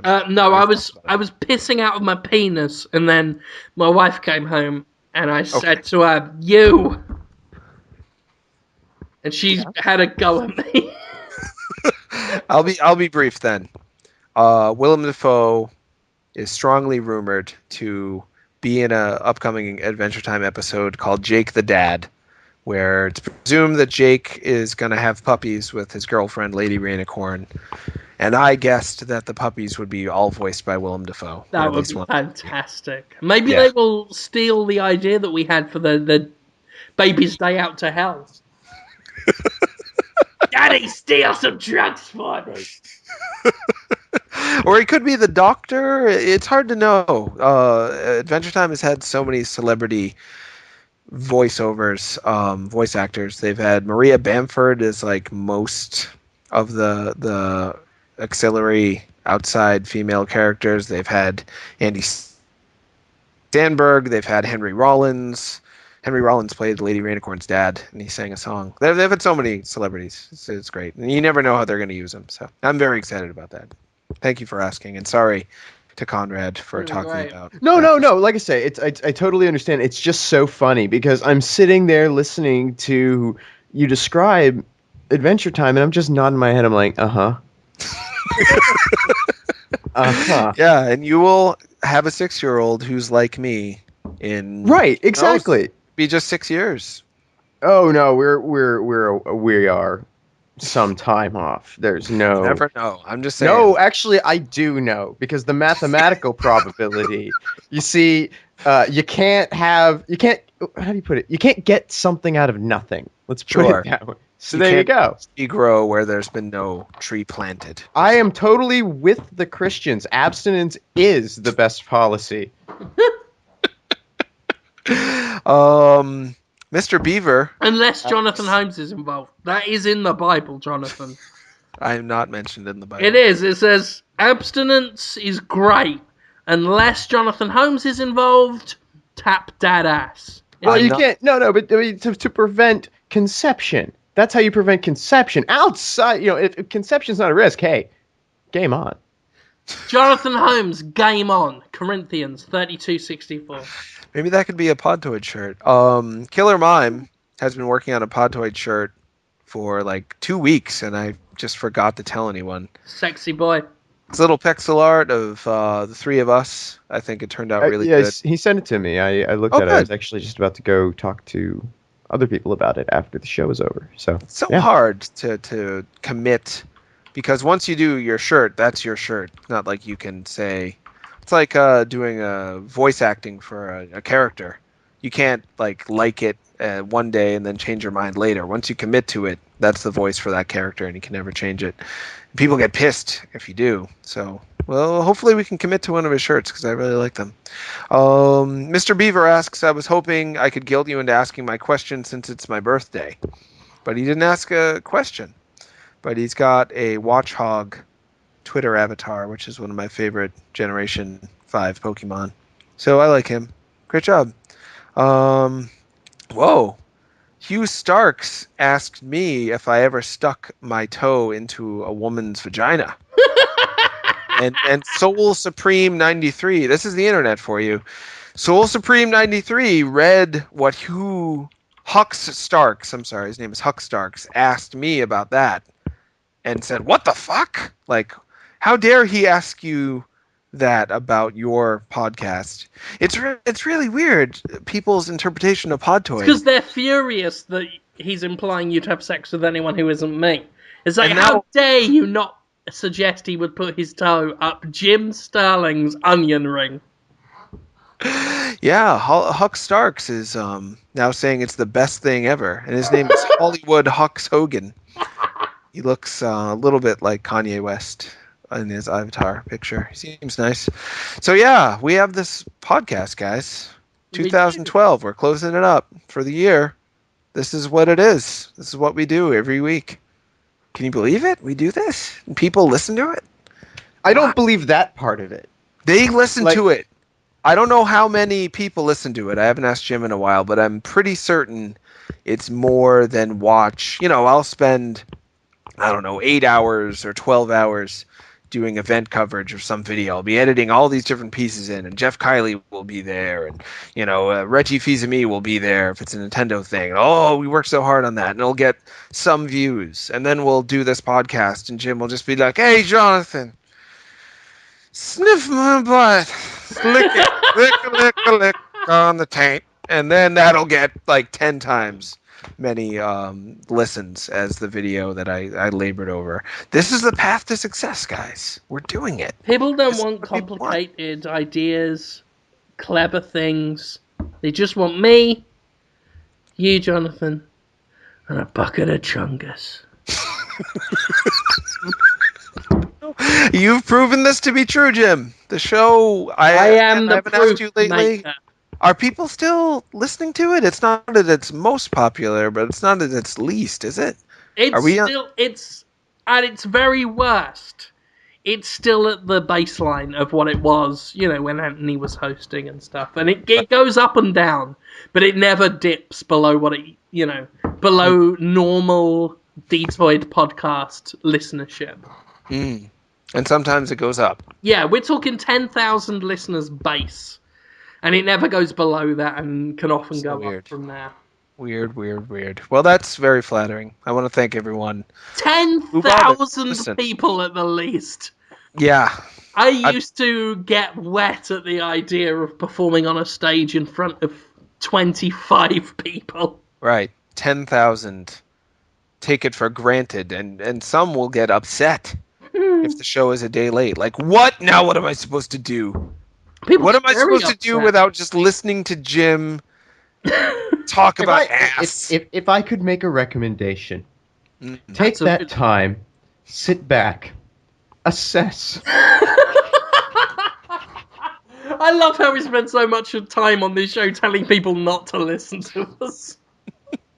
That's part of our charm. Well, the thing is I love people who listen to us.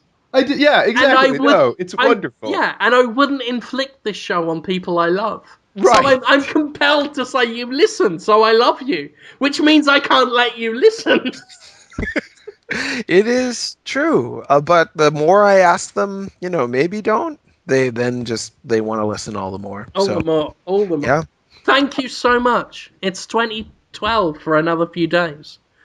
2013 soon. My birthday soon. 1st of January. Fucking Kirk Dearson. Oh, you guys didn't wish Kirk Dearson a happy birthday. Thank you happy birthday, for having a birthday, Kirk Dearson.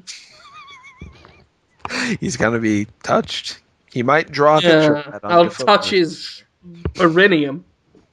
He's an attractive young man. Yeah. Is he? Yeah. I'll send have him cleansed and sent to my room. Should we talk about what we're doing this week? You already talked about Movie Defense Force. I don't know if you want to tease what the first episode's about to get people really excited about what movie or what genre of movie you're talking about. It might involve an alien. Oof, I was hoping it would. I was hoping it would be Alien Resurrection, so I could sit back and say that time that I made fun of Jim's taste in movies on Twitter pushed him forward. You really patronized me when I talked about Alien Resurrection on Twitter. I tell you what, if it's not Alien Resurrection, it's gonna be. That's definitely on my to-do list.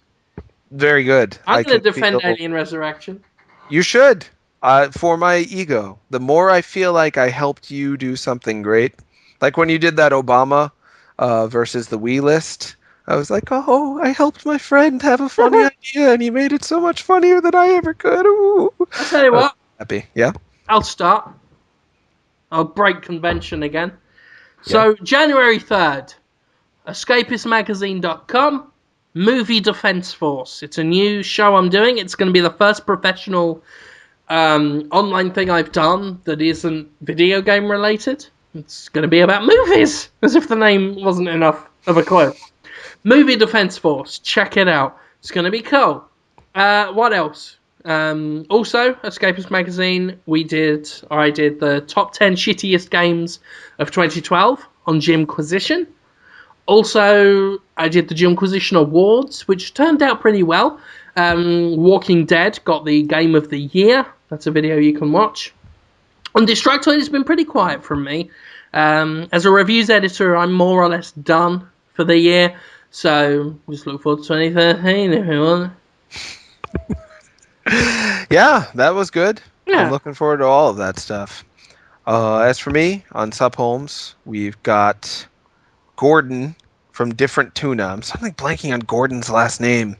He did Derek the Deathfin, which we also have a contest for. You can win. Yeah, we're giving that away, and the contest ends the same day as the day of his appearance. Oh, cool. Yeah, so maybe we'll tie that in somehow. So, yes, he is from Different Cloth, which is the one-man development company that made a game called Lilt Line that I quite liked. That was the first game published by Gaijin Games. That's right. That wasn't made by Gaijin. Yes, Gaijin Games, creator of the Bit Trip series. They liked his game, Liltline, and they put it out on WiiWare, and it didn't sell too good. Yeah, no, it did not do well. It's a neat game, though. It is a good game. It's. I remember that game. I played it in a hotel room in PAX. Yeah, I was there. We had fun together. Yeah. I was there as well. Ashley Davis was there. Anthony Birch and his dad was there. We had a good time. Aaron Lindy was there. Aaron Lindy was there. We were playing Other M. That was fun. So Gordon will be there. I'll talk to him about Liltline and how I thought it was good.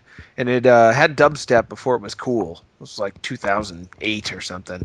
Yeah, so dubstep. Cool. Dubstep music, indeed. That's Sunday at 1 p.m. Pacific Standard Time, 4 p.m. Eastern Standard Time.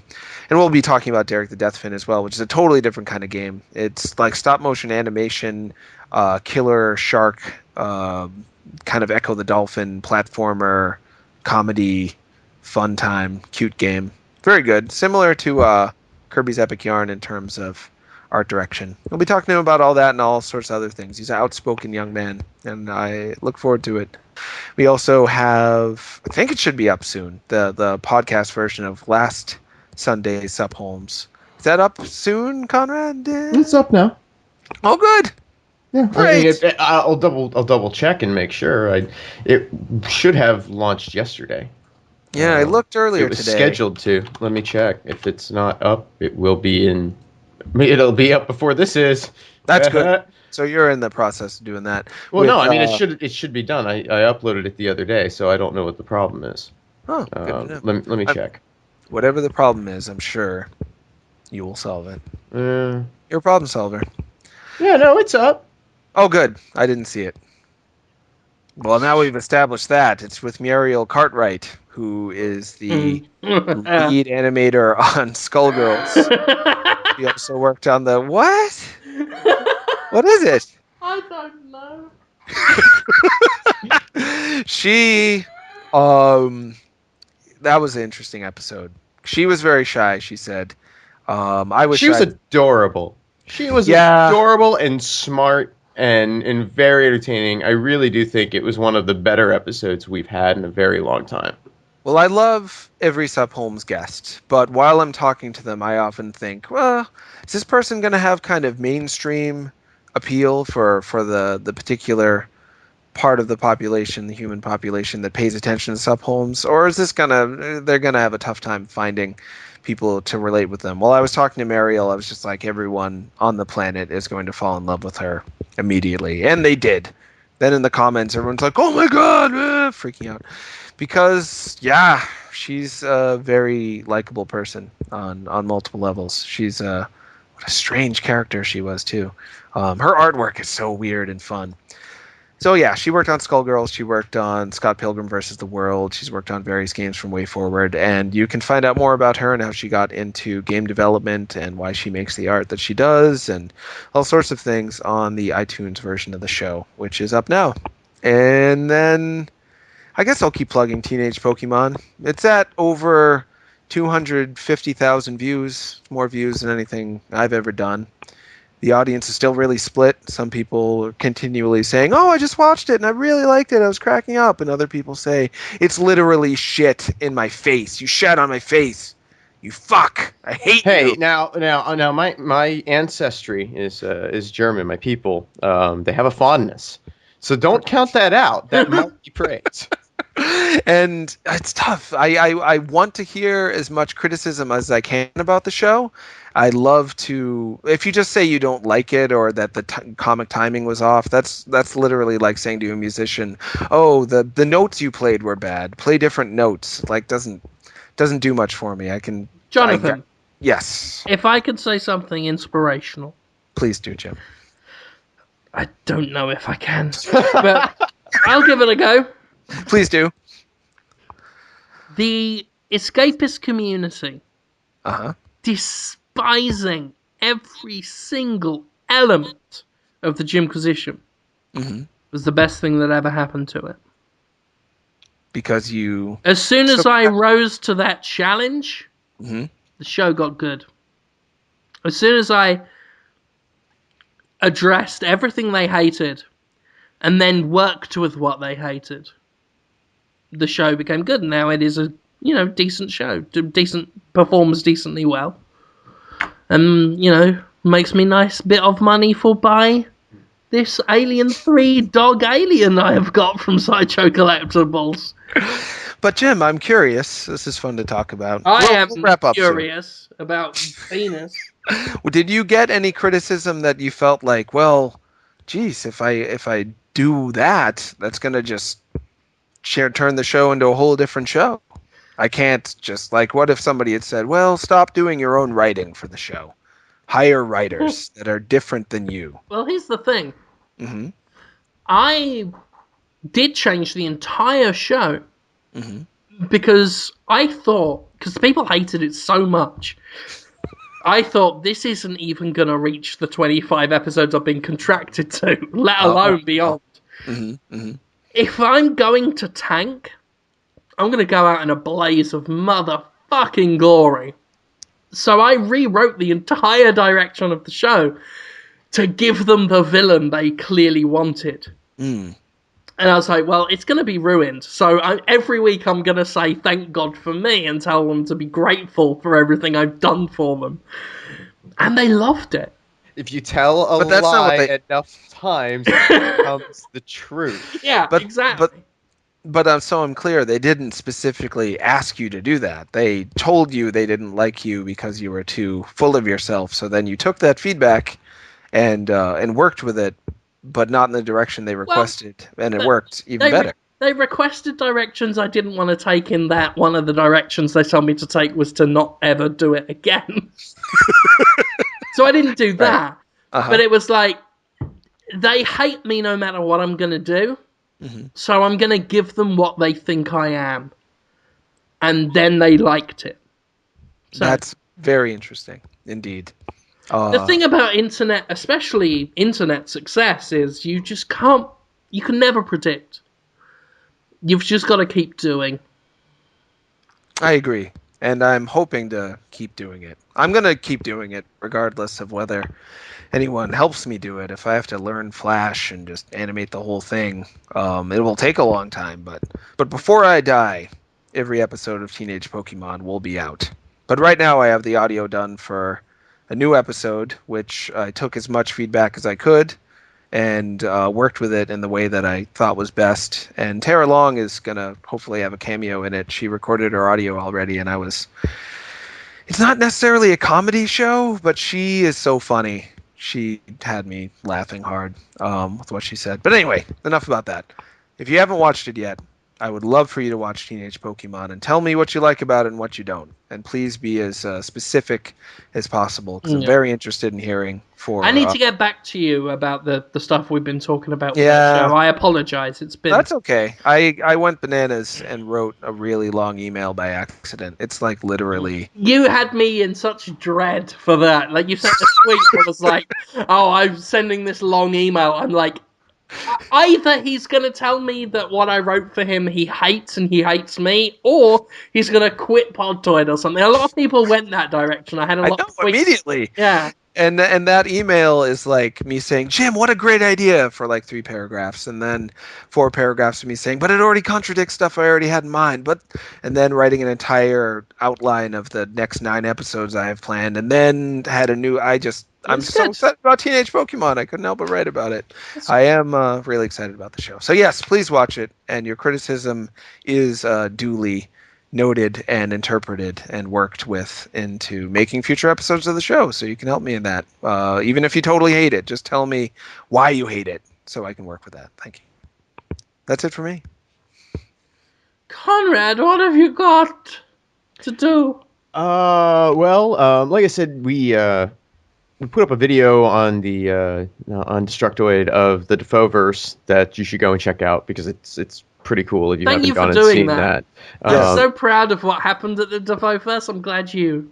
It's really just kind of amazing, and it feels a little amazing. And to go back into it this week and to see the people responding and being like, oh my god, this was on Destructoid. Like, people were going into the images and making comments saying, oh my god, you're on Dtoid, which was just like, because it's one of those things that kind of feeds itself. These people are clearly already fans of Destructoid, and so it means a lot to them to be featured, and it's cool for us to be able to feature this thing that, holy crap, look, we took over a pointless community and made it our own thing. It's just really entertaining, and so everyone seems to be having a good time, and it keeps getting bigger, although we did have that setback with Christmas. But that's all right, because we have stamina. We're in this for the long game, people. Hell yeah. So... Yeah, I'll be back in there soon enough. That Rabbids Land is only going to be interesting to people in terms of being a game experience for 4 or 5 days tops. Right. We shall overcome someday. We shall overcome. We shall come over it with our penises. So this weekend on Podtoid TV, on Saturday Morning Hangover, we will go back to the Dafoeverse again and check out all the stuff that's been added since it. I mean, it's a lot. I mean, a lot of people got Wii U's for Christmas, and so there's a whole bunch of stuff in there. And it was weird. A lot of people were like sending me messages saying, "Is it sad that I want a Wii U specifically for that, for the Willem Dafoe Miiverse stuff?" I think it's unbelievably flattering. It's brilliant. It's encouraged. Indeed. I feel like a douche for not putting the Dafoeverse in that Tim Curry Wii U commercial I did. Maybe I should do another one. Jim, did you watch that Tim Curry commercial? Your Tim Curry is excellent. Did you? So you watched it? I watched it. I said when I saw it, Jonathan Holmes comes across as I don't think you do it on purpose. He comes across as a Nintendo evangelist sometimes. My one issue with it.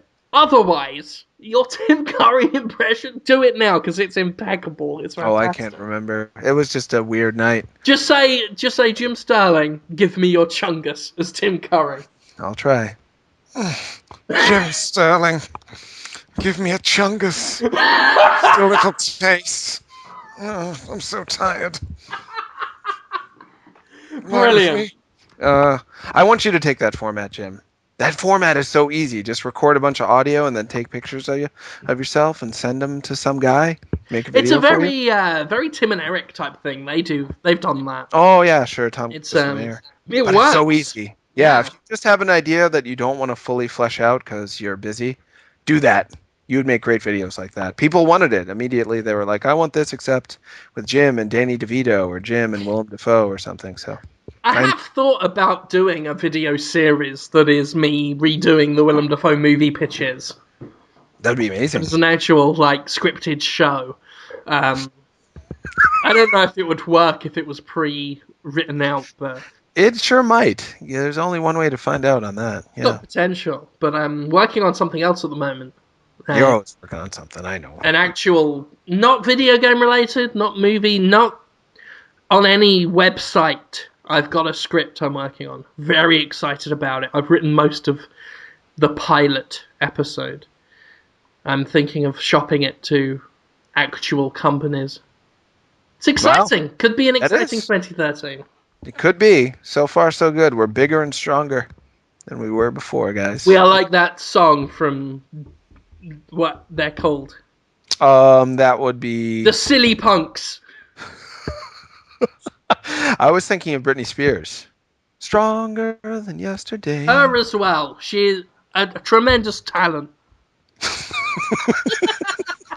All right, we should... and I'm at Tron Knots on Twitter. Jim is at Jim Sterling, and Conrad is at Conrad Zimmerman. That's pretty easy. Yep, pretty easy. Yeah. Work it out, you dicks. I guess that's it. We did it. This is the last Podtoid of 2012. The world did not end. No. It wasn't going to, you idiots. The movie 2012 can never be watched again by anyone. But it's a time for look forward at a future. It is a time to look forward at a future. Yes. So do it, please. We will see you next year. Only joking. It's going to still be a week, but a year because New Year. I have been Jim Sterling. I've been with Conrad Zimmerman and Jonathan Holmes. Thank you for listening always. And goodbye.